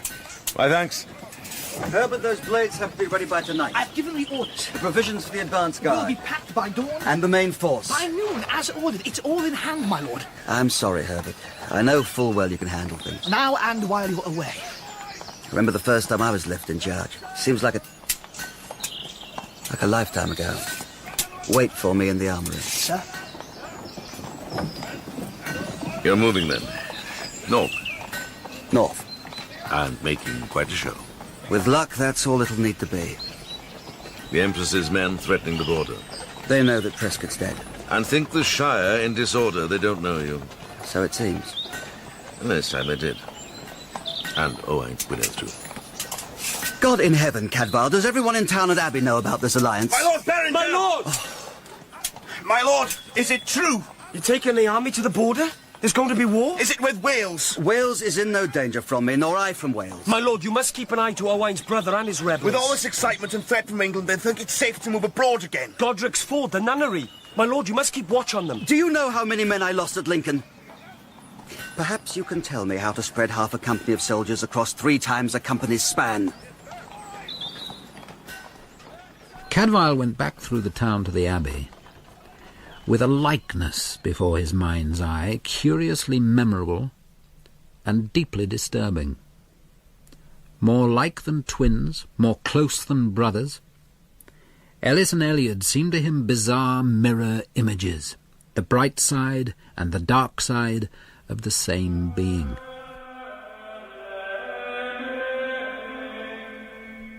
Hugh's forces, his archers and men-at-arms and supply wagons, left the next day, and an uneasy quiet descended on town and abbey. Nothing was to be done but go on with the daily routine of work and leisure and worship, and wait and think.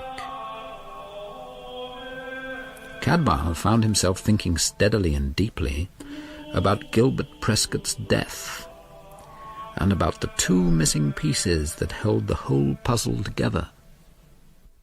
The missing gold pin, Father, and the cloth. The murder weapon. It distresses me that you concern yourself with such matters, brother. There are so many souls who need to have this business resolved for their comfort. Well, that's true enough, God knows. Either that cloth is still here amongst us, or else it's been taken out of our walls. All our searching has failed to find it. Then taken it must have been, by someone who left openly and with sanction. One of the Welsh soldiers, Lord Ithel and his captains. We know they did no murder. Perhaps they took the cloth without realizing it. But they would have found it eventually, surely, and sent us word. They wouldn't have had any cause. I only found the threads after they'd been allowed to leave. So they have no way of knowing its importance. Exactly. And you think it might be well to speak with the Lord Ithel. You wish to do this yourself? Only at your will, Father. I shall pray for enlightenment, brother. Come to me tomorrow, and we'll speak again.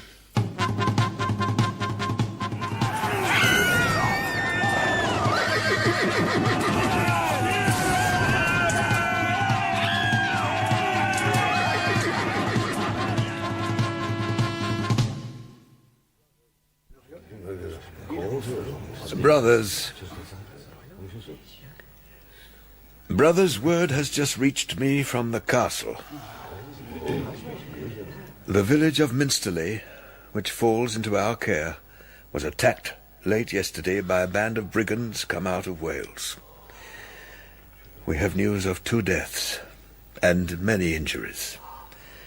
though details are not yet known. Brother Edmund, you will prepare the infirmary in case of need. Brother Ansel, you will send word to the Lord Beringer's deputy that I will receive him at noon today. Brother Cadfael, you will attend me after chapter. By all accounts, it was no more than a tentative probe. 2 more deaths, Cadfael. We should thank God it was only 2. These rebels are simply feeling their strength. For now. This conference in the north, Lord Beringer and the Welsh prince, they would be the better informed if they knew of the raid. There is a mutual interest. Lord Ethel and his captains will certainly be with the prince, or close by. You know where the meeting is to take place? I do, Father. Then I send you as my envoy.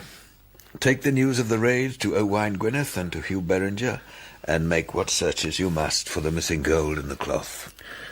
Thank you, Father. I want this death in our abbey reconciled and purged.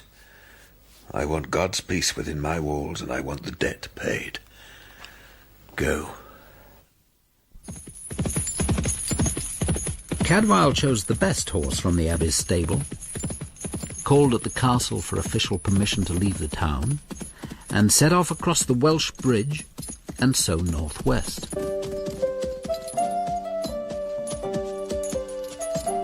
All the colours had changed since last he rode through this country. The trees had begun to soften, and on the lofty, rounded summits beyond, the snow was gone, and the bleached pallor of last year's grass showed the elusive tint of new life. In Wales, it was already spring.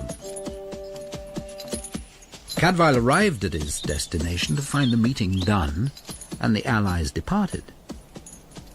He turned his horse and headed for Owain's headquarters in the east, at the manor of Tydir ap Rhys at Tregarriog. There he would wait for Owain and for Hugh, and there he must meet once more Cristina ap Rhys, whose deep love for Ellis and long-held expectations of marriage and happiness he must cruelly shatter. Brother Cadfael, it is you.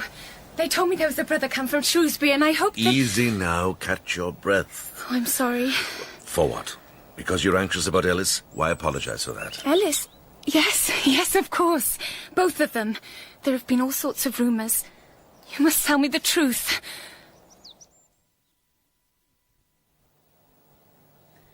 We won't be disturbed in here.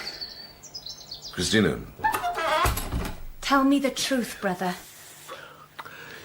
How much do you already know? The English lord died, and they say it was no simple death, not from wounds or weariness. They say true. And all those who are not proven blameless must stay there as prisoners until the murderer is found, Welsh or English. Also true. But what's been done to find the killer? What's been done to set them free? Doesn't anyone know who did this deed? Hasn't any finger been pointed yet? There's no proof against one man more than another. There's no help for it but to wait. Wait! That's all I've been doing! Are they well? Are they together, Ellis and Eliud? They are, and at liberty within the castle walls. But can't you give me any hope? When's he going to come home? Child. At least some good has come of this. Sometimes things change beyond our power to stop them. At least I've purged my own soul. I'll have no more lies and secrecy. There are many things you don't know. I've always known how much he loved me. I think you should prepare yourself. But he couldn't bring himself to undo what was done when we were children, so now I've done it for him. What? I've spoken to my father, and to his. You spoke to his father? His father? I said so. But Ellis ap Gwynedd had no father. 2 young men, close as twins, a bride destined for one of them, and love shared deeply and wildly and ready to be declared. If only a mistaken bond could be honourably dissolved. All that Cadfael had seen, all that he had known, he had misread it utterly.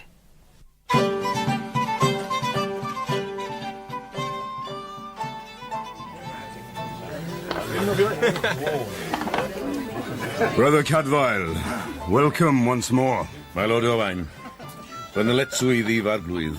Derbaniath eich dyletswydd. I understand you bring news of my brother and his activities. For your ears and those of Hugh Beringer, yes. Lord Beringer is visiting some of his own settlements along the border.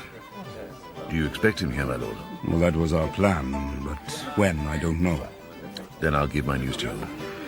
We'll gather after the meal. I also have business with the Lord Ithel. Someday I must visit this abbey whose brothers have business with princes and their lords. He shall be there. Thank you. My Lord Owain, may I speak? Approach. My lord, I ask leave to declare to you my son, that you may know him and approve him. Your name? Griffith Flower. My duty to your lordship. I recall the line. I was told you had no heir. Well, I had, my lord, but my son is dead. I thought to be alone. But now this man has come to me declaring his birth and proving it. I've acknowledged him mine and brought him into my kingship. Bring him forward. My lord, I present to you my son. Do, Maud. Brother? You know this man, Cadfael? I do, my lord. And I would ask him a question. What question? I would ask him where and how he came by that. All eyes at the high table followed Cadfael's unwavering gaze. And all eyes saw, in the red reflected glow of torchlight and firelight, the great gold clasp securing the homespun cloak about the shoulders of Anion the cattleman. God's breath! I see the Lord Ithel recognizes it too. That's a handsome clasp on your cloak there, Anion. Gold, if I'm not mistaken. My gold? I had it made for me. Yours? No! Explain yourself, boy. Yes, explain, thief! I'm no thief! My Lord Prince! Put up the swords. Good. Now, I shall have justice here. Lord Ithel, speak first. My lord, that clasp is mine. There isn't another like it in the land. I thought I'd lost it on the road. Now I see it again. Very well. Brother Cadfael? I know this man, Anion, my lord. And I'm here in part to search for that very gold. That clasp vanished from Gilbert Prescote's chamber on the day he was murdered. Then you found more than the gold, brother. This man is Prescote's killer. No! Well, the Lord Ithel isn't the only one who thinks so. Anion ap Griffith is being hunted by half the Shire. And you have found him. Hugh Beringer chose his man well. Speak, Anion ap Griffith. I didn't kill my lord, nor did I steal. I took a price that was owed me. But that's what I thought. Oh, God. I planned to give it to my father. What do you mean, you took a price? My lord, He means, my lord, that he thought the gold was Gilbert Prescote's. Yes! Brother, do you speak for this man after accusing him? I made no accusation. Yes, I'll speak for him. Speak then, and be heard. This man had a half-brother. He was blamed for a man's death and hanged for it by Gilbert Prescote. And was it fairly done? It was a street brawl. The men were drunk, who knows? But this is certain. Here in Wales, he would not have been hanged. A blood price would have paid it. A blood price? Anion knew that, and carried the grudge, and did nothing until chance put him and Gilbert Prescote in our infirmary together. The only brother I ever had. Prescote owed my family a life. And a life you took? No. Maybe he went in there to kill, but I don't believe he did so. I saw him. He was brought so low. Weak and old and weary. All I could feel was sadness. Time and chance had done your vengeance for you. Yes. But you saw another way. Lord Ithel gave his cloak to warn Prescote. It was still there. And so was the clasp. I thought it was his. How could I know? So you took it. To clear the debt and the grudge. And ran away out of terror when the murder was discovered. Yes, and came to me and told me the tale exactly as this brother tells it. And there's your proof, my lords. If this man had killed Gilbert Prescote blood for blood, he would have said so, openly and proudly, and his father would have praised him for the deed. So I would, as the slayer of my son's slayer. But he did not say so, because he did not kill. This man is no murderer. Make a place at the table there for Griffith ap Llywarch and his son, Anion. My lord, we're honoured. Well, brother, you've an eloquent tongue. My lord. And you've used it to free your Lord Beringer's prime suspect. I hope you've another to offer in his place.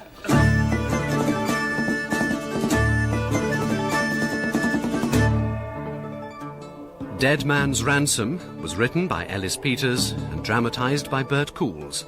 The narrator was Michael Kitchen. It featured Philip Madoc as Brother Cadfael, Jonathan Tafler as Hugh, Susannah York as Sister Magdalen, Jason Hughes as Ellis, Katie Odie as Lady Millicent, Sean Probert as Owain, Trevor Peacock as Radalfus, Mark Lewis-Jones as Eliud, Sean Prendergast as Edmund, Ithel and Herbert, Siobhan Flynn as Cristina, Douglas Blackwell as Griffith, and Matthew Morgan as Anion. The music was by Peter Salem, the producer, Neil Cargill.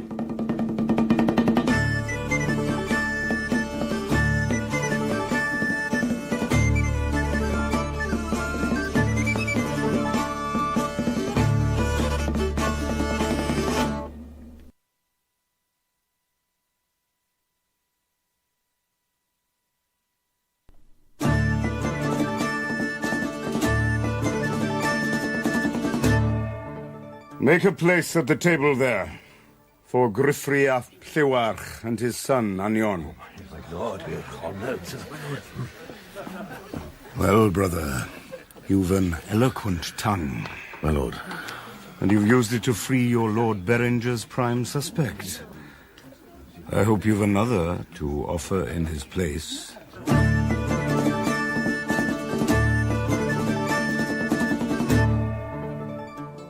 Dead Man's Ransom by Ellis Peters. Dramatised for radio by Bert Coules and narrated by Michael Kitchen. With Philip Madoc as Brother Cadfael, Jonathan Tafler as Hugh Beringer, and Susannah York as Sister Magdalen. Episode 5, A Helping Hand. It is the year of grace, 1141.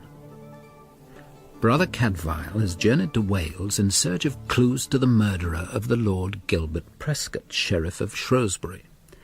And at Tregarriog Manor, in the company of Owain, Prince of Gwynedd, he has found some, at least, of what he was seeking. Well, he was never guilty, not in my eyes, but gossip had him tried and hanged and buried. As it had young Ellis ap Cynan before him. And will again, now that Anion's free of the charge. No, it's a strong case. Ellis was seen stooping over the body. But you believe his claim that he wanted to speak for the man's daughter? I do. And so do I. But you're right, brother. It is a strong case against him. Well, perhaps I can weaken it. Because there's something else I came here to seek. When I find it, I'll have found the killer. Or be close to him, at least. What is this thing? It's the cloth that was used to smother Prescote. No ordinary cloth. I have its traces. Very careful. The least draught could blow the threads away. Wool, is it? And 2 colours, or 3. These lamps foil the eye. We must try in the morning. Yes. Yes, we look by God's light. Ours is too feeble. Where is he? My lord, I told you all I know. Oh, he was gone when you woke up. Yes. I should have put you both in a cell. Lord Beringer trusted us. And so his deputy should have done the same. Not all men think alike about murderers. Ellis is no murderer. Then why has he flown all guilty in the night? If he's guilty, why wait till now to fly? He could have gone long since. And why choose a night when half the castle's up and about? Then explain what he's done.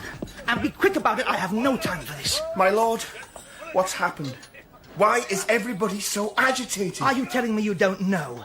Your countrymen are swarming again, burning and looting. Is that it, eh? Has he broken out to join them? No. He's gone to join the killing. Our sheriff wasn't enough for him. No!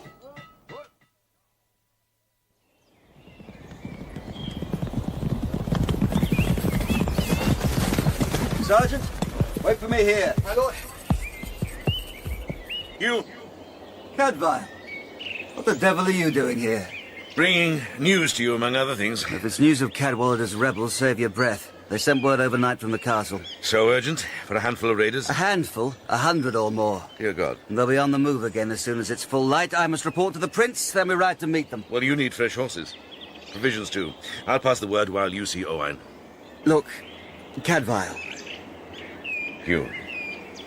What? If I can finish my business here, I'll ride with you. If you'll have me. With all my heart.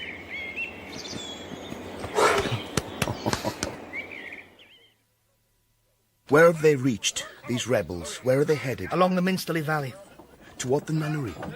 Don't you see? That's where he's gone. Unarmed, on foot. He wouldn't think of that. Or of pledges or honour or danger. He'd only think of her. The Lady Millicent, but she turned against He him. loves her. And she's in peril. He'll rescue her if he can, and then he'll come back and give himself up and face his fate. I pledge my own life on it. You were his bond, remember. Your life's already forfeit. You're mustering to ride? Of course. Then take me with you. Give me a horse and a sword, and I'll fight for you. Put a man at my side to strike me dead if I make a false step, and after the battle, hang me from the nearest tree if Ellis proves traitor. Lad, if your cousin had been half the man you are... Why can't you understand? Why can anyone understand? He's better than me. 1,000 times better. Brother Cadfael? Here, child. They said you'd come this way. Brother, is it true? Ellis has found an English lady and he loves her. It's true. And I'm free.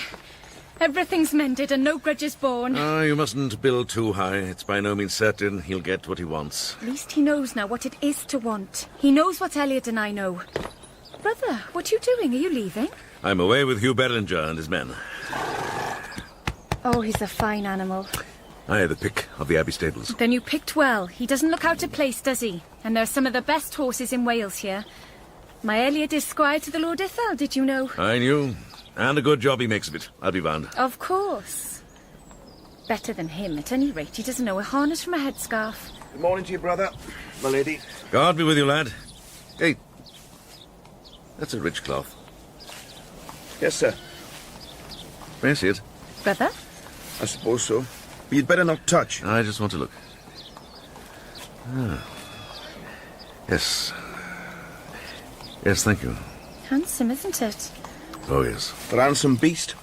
You see the bay there? This is his tack? And his alone? It'd cost me a beating if I put it on any other. Your master's so severe? He is where his horse is concerned. No one touches this gear but him. Who is your master then, lad? He's the prince's captain, the Lord Ithel. A monk who deals with princes and their lords and rides into battle? Oh, I go to heal and to comfort, nothing more. My lord, I have one last question. Ask it.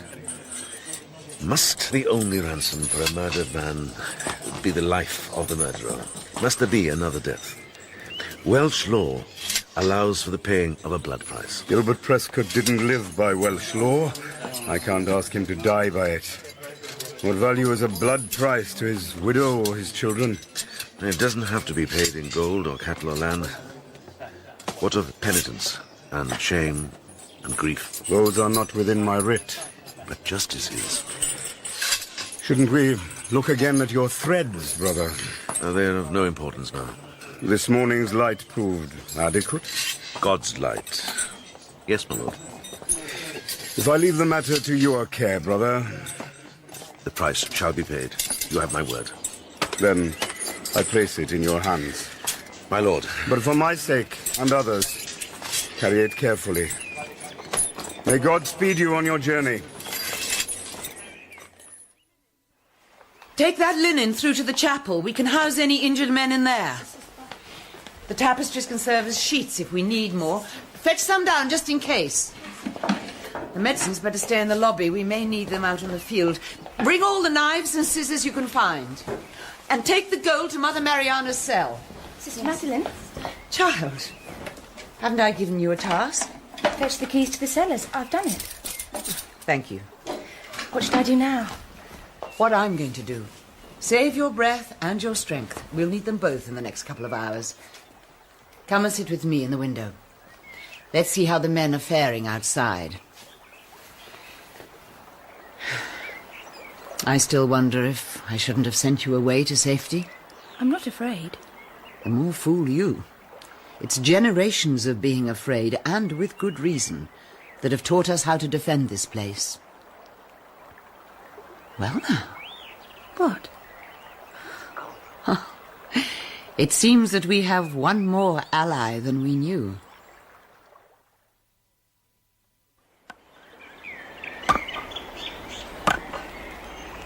There. That'll do it. The next. The next. No, you leave that to me. Good day to you, lad. Sister. Good day. Your English has improved since last time we met. Yes. I'm sorry. And your loyalty too, so it seems. I came to warn you about the raiders, but they said you already knew and I'd be more use out here. Sister, is she in there? Millicent. Safe and well. Safe? With God's help and yours and these other good souls. Does she know I'm here? She does. And what you're doing. Will she speak to me? I tried. She wouldn't come. But leave her to think a while, and who knows? Now, John, does this man have a blade? Aye, sister, a hatchet. Well, let's hope this time he turns it on the enemy and not himself. Sister. Later, lad. These flurries never take long. But what comes after lasts a lifetime. Yours and hers. Sister. And you take care of Ellis ap Cynan, and I'll take care of Millicent. Now, you'd best go to ground. They'll be here soon.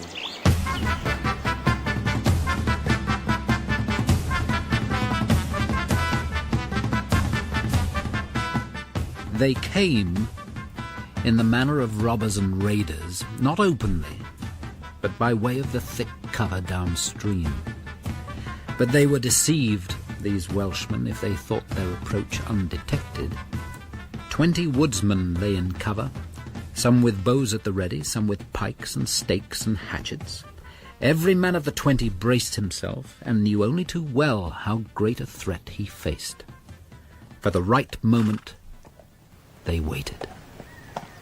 And the Welshmen gathered for their final attack on the brook and the holy enclave beyond. Cowards! Cowards! Stand and turn! One man had risen out of the bushes, a young man, tall and resolute and heroic and absurd. Stand and turn, I say! Oh, they'll sing your courage for this! The men of Powys who do battle with holy women! He left you spewing water! What are you, a lick spit of the English now? A match for you and better! You alone? No! Not alone! Eliud! Never alone! And then it began.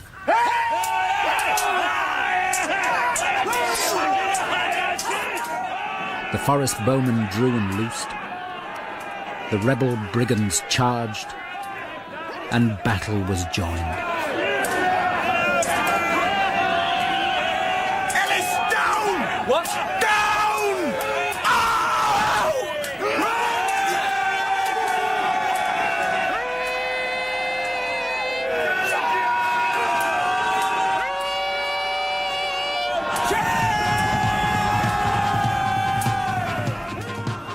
Alan Herbert's men swept down from the east, and Hugh Beringer's from the west, and the rebels floundered at the twin onslaught. The great clash of hammer on anvil, with themselves cracked between, demoralised the Welsh, and the Battle of Godric's Ford did not last long.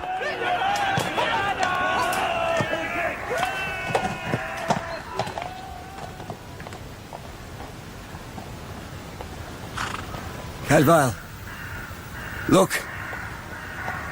One with you. Eliud and Ellis were clamped in each other's arms, a single mighty arrow transfixing their bodies. Pinned inseparably together, their blood mingling as it flowed, the fosterlings were made true brothers at last.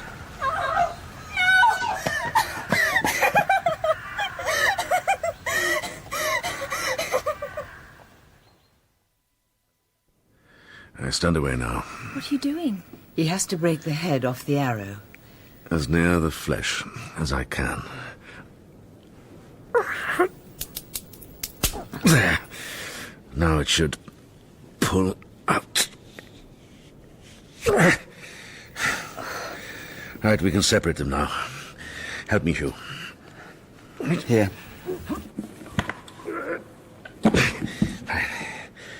Now we have a good view. I saw it from the window. Eliud threw himself in front of him just as the archer drew. Oh, he must love him so much. We have seen great love here today. Eliud broke free from his guard when he heard Ellis shouting. And it was he who persuaded them to come straight here. If they hadn't... Cadfael? Ellis has let a lot of blood, but his body's sound. He'll live? Yes. Oh, thank God. Amen. And Eliud? Cadfael?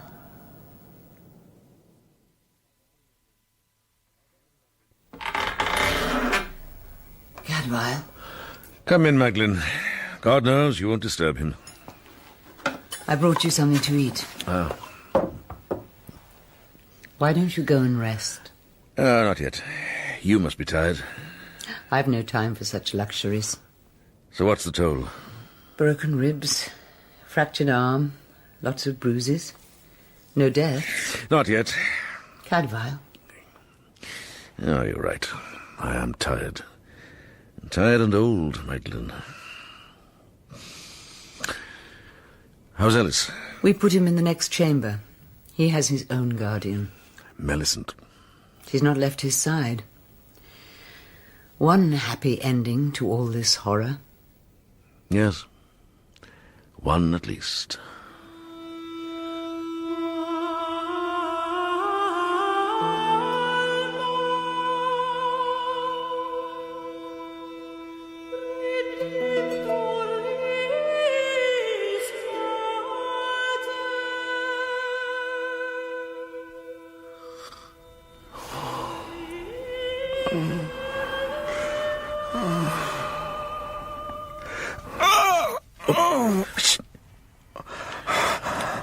Easy, lad. Quiet now. There. There. Brother. Now, don't try to speak. Get me a priest. What? Oh, I have death in my mouth, brother. Lie still. I must be heard before I die. You're not dying. The world has need of you yet. I must still be heard.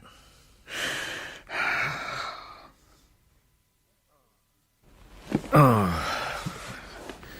If you've left him, he must have improved. He's sleeping a normal sleep. Did he wake? Did he speak? He spoke. He confessed. Confessed? To what? To the murder of my father. Millicent. I heard voices from the next room. I stood by the doorway. And heard everything. Everything. Come here, child. Sit with us.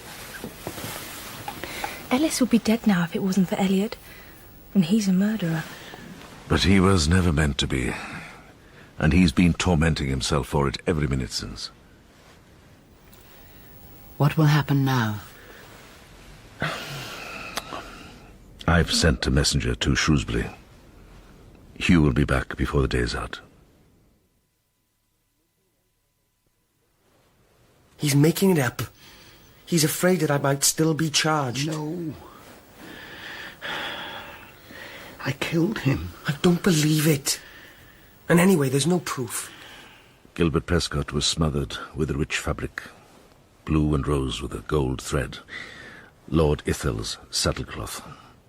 It was in Eliud's charge. On my arm. When I went to fetch the cloak. On my arm, just by chance. It wasn't planned, Ellis. It was pure accident, put all the ingredients together. The cloth. The old man, so still, hardly breathing. Such a short step to go. So I killed. And God knows I'm sorry for it. God knows it indeed. But why, child?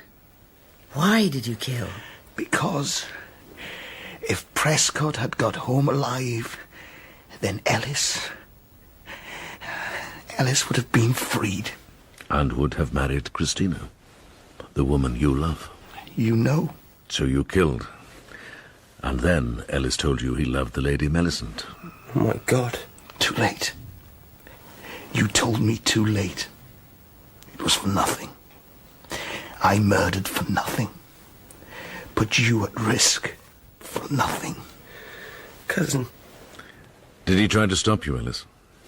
From going to see Prescote? Yes. Yes, he did. He needed someone to discover the body.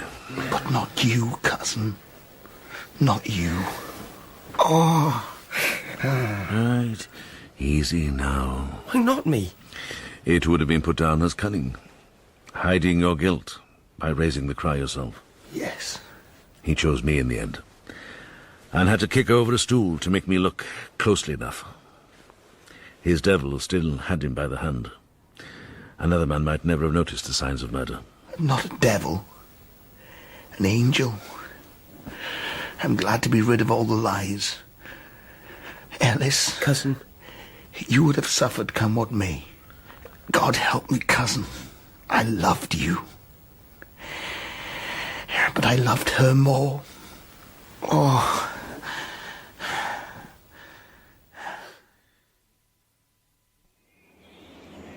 Well, I'm listening.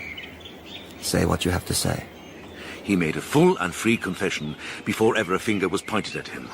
He was desperate to do justice to all, especially Ellis. I swear to you, this is true. You know me, Hugh. And I take your word absolutely. But this was no hot-blooded squall blown up in a moment. This was an old man, wounded and sick. You think this was cold-blooded? You're wrong. The boy was half-mad with this hopeless love, God forgive him. Chance showed him a thread so thin it could be severed by a breath. Dear God, Hugh, have you never done one unworthy thing on impulse that shamed you after? I've never killed an old man in his bed. I'm Welsh, and you're English. We recognize degrees. In killing. Degrees in killing. Yes. Even there. This was an honourable man. This was my lord. You were a soldier once. Have you forgotten what that means? We've had word from Owain Gwynned. He's sending men to take Ellis back home. Is he up to the journey? Yes. They're both doing well. They're young. Do you know what he said to Mother Mariana? Hugh, of course not. And no more should you, if it was set in seclusion. I wish to God it could be taken out of my hands, he said. The boy's no monster. Hugh knows it. One mortal error. It's a wish that might be worth praying for, don't you think? Magdalen? Cadfael. If you ask for nothing, you deserve nothing.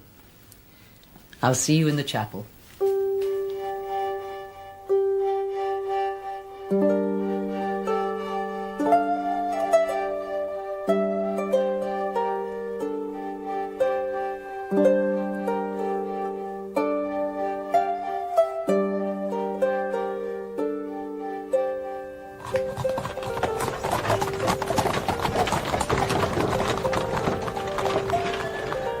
At dawn the next morning, they took Ellis ap Cynan, warm wrapped against the winter's chill and deep asleep on his litter, back to Wales. Mother Mariana herself rose to bless their journey, and the whole enclosure gathered to watch them depart. You shouldn't have got up. You're worn out. I wanted to see him safely away. Of course. And I still have another patient to tend. This early? Well, the best help is often given at unexpected hours. Cadfael? And prayers are sometimes answered with remarkable speed. Why don't we go together to see how Eliud fares?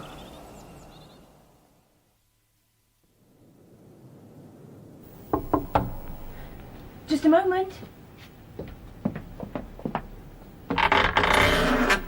Brother Cadfael, good morning. Good morning to you, my lady. You're not surprised to find me here? Watching over my patient for me? No, I'm not surprised. Should I be? Master Ellis ap Cynan? Who helped you? No one. I made the plan myself. We made the plan. I'll ask you again. Who helped you? No one helped. Millicent knew, but she didn't take part. The villagers who carried him out to the litter. The men who were taking him home. We look alike, everyone says it. Nobody knew it was him and not me. What of the man himself? Eliud knew nothing. He would never have agreed to it. I gave him poppy syrup, enough to knock out 2 men. Poppy syrup? Which I stole from Brother Cadfael. You must deal with me and me alone, my lord. Whatever the law demands of Eliud, do it to me. Ellis ap Cynan. When you're fit to ride, I suggest you follow your cousin home. I have no charge to make against you.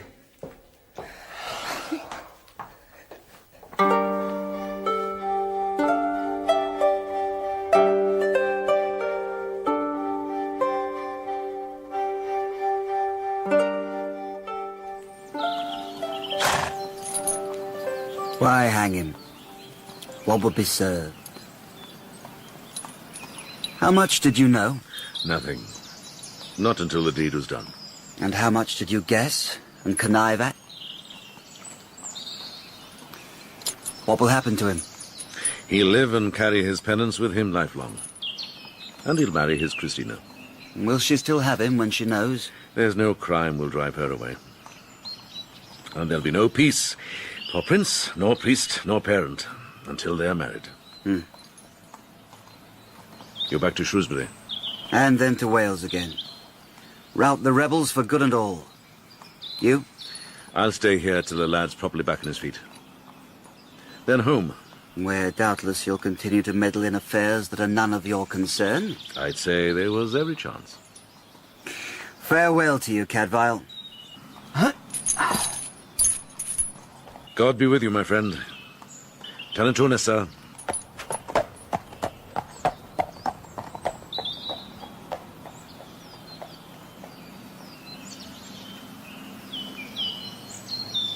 Well, brother, what have we done, the 2 of us?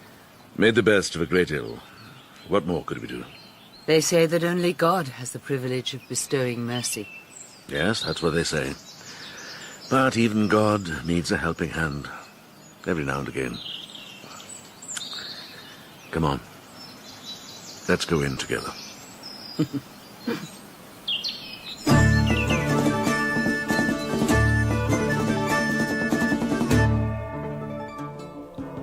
Dead Man's Ransom was written by Ellis Peters and dramatised by Bert Coules. The narrator was Michael Kitchen. It featured Philip Madoc as Brother Cadfael, Jonathan Tafler as Hugh, Susannah York as Sister Magdalen, Jason Hughes as Ellis, Katie Odie as Lady Millicent, Sean Probert as Owain, Mark Lewis-Jones as Eliud, Sean Prendergast as Ithel and Herbert, Siobhan Flynn as Cristina, and David Holt as the lad. The music was by Peter Salem, the producer Neil Cargill.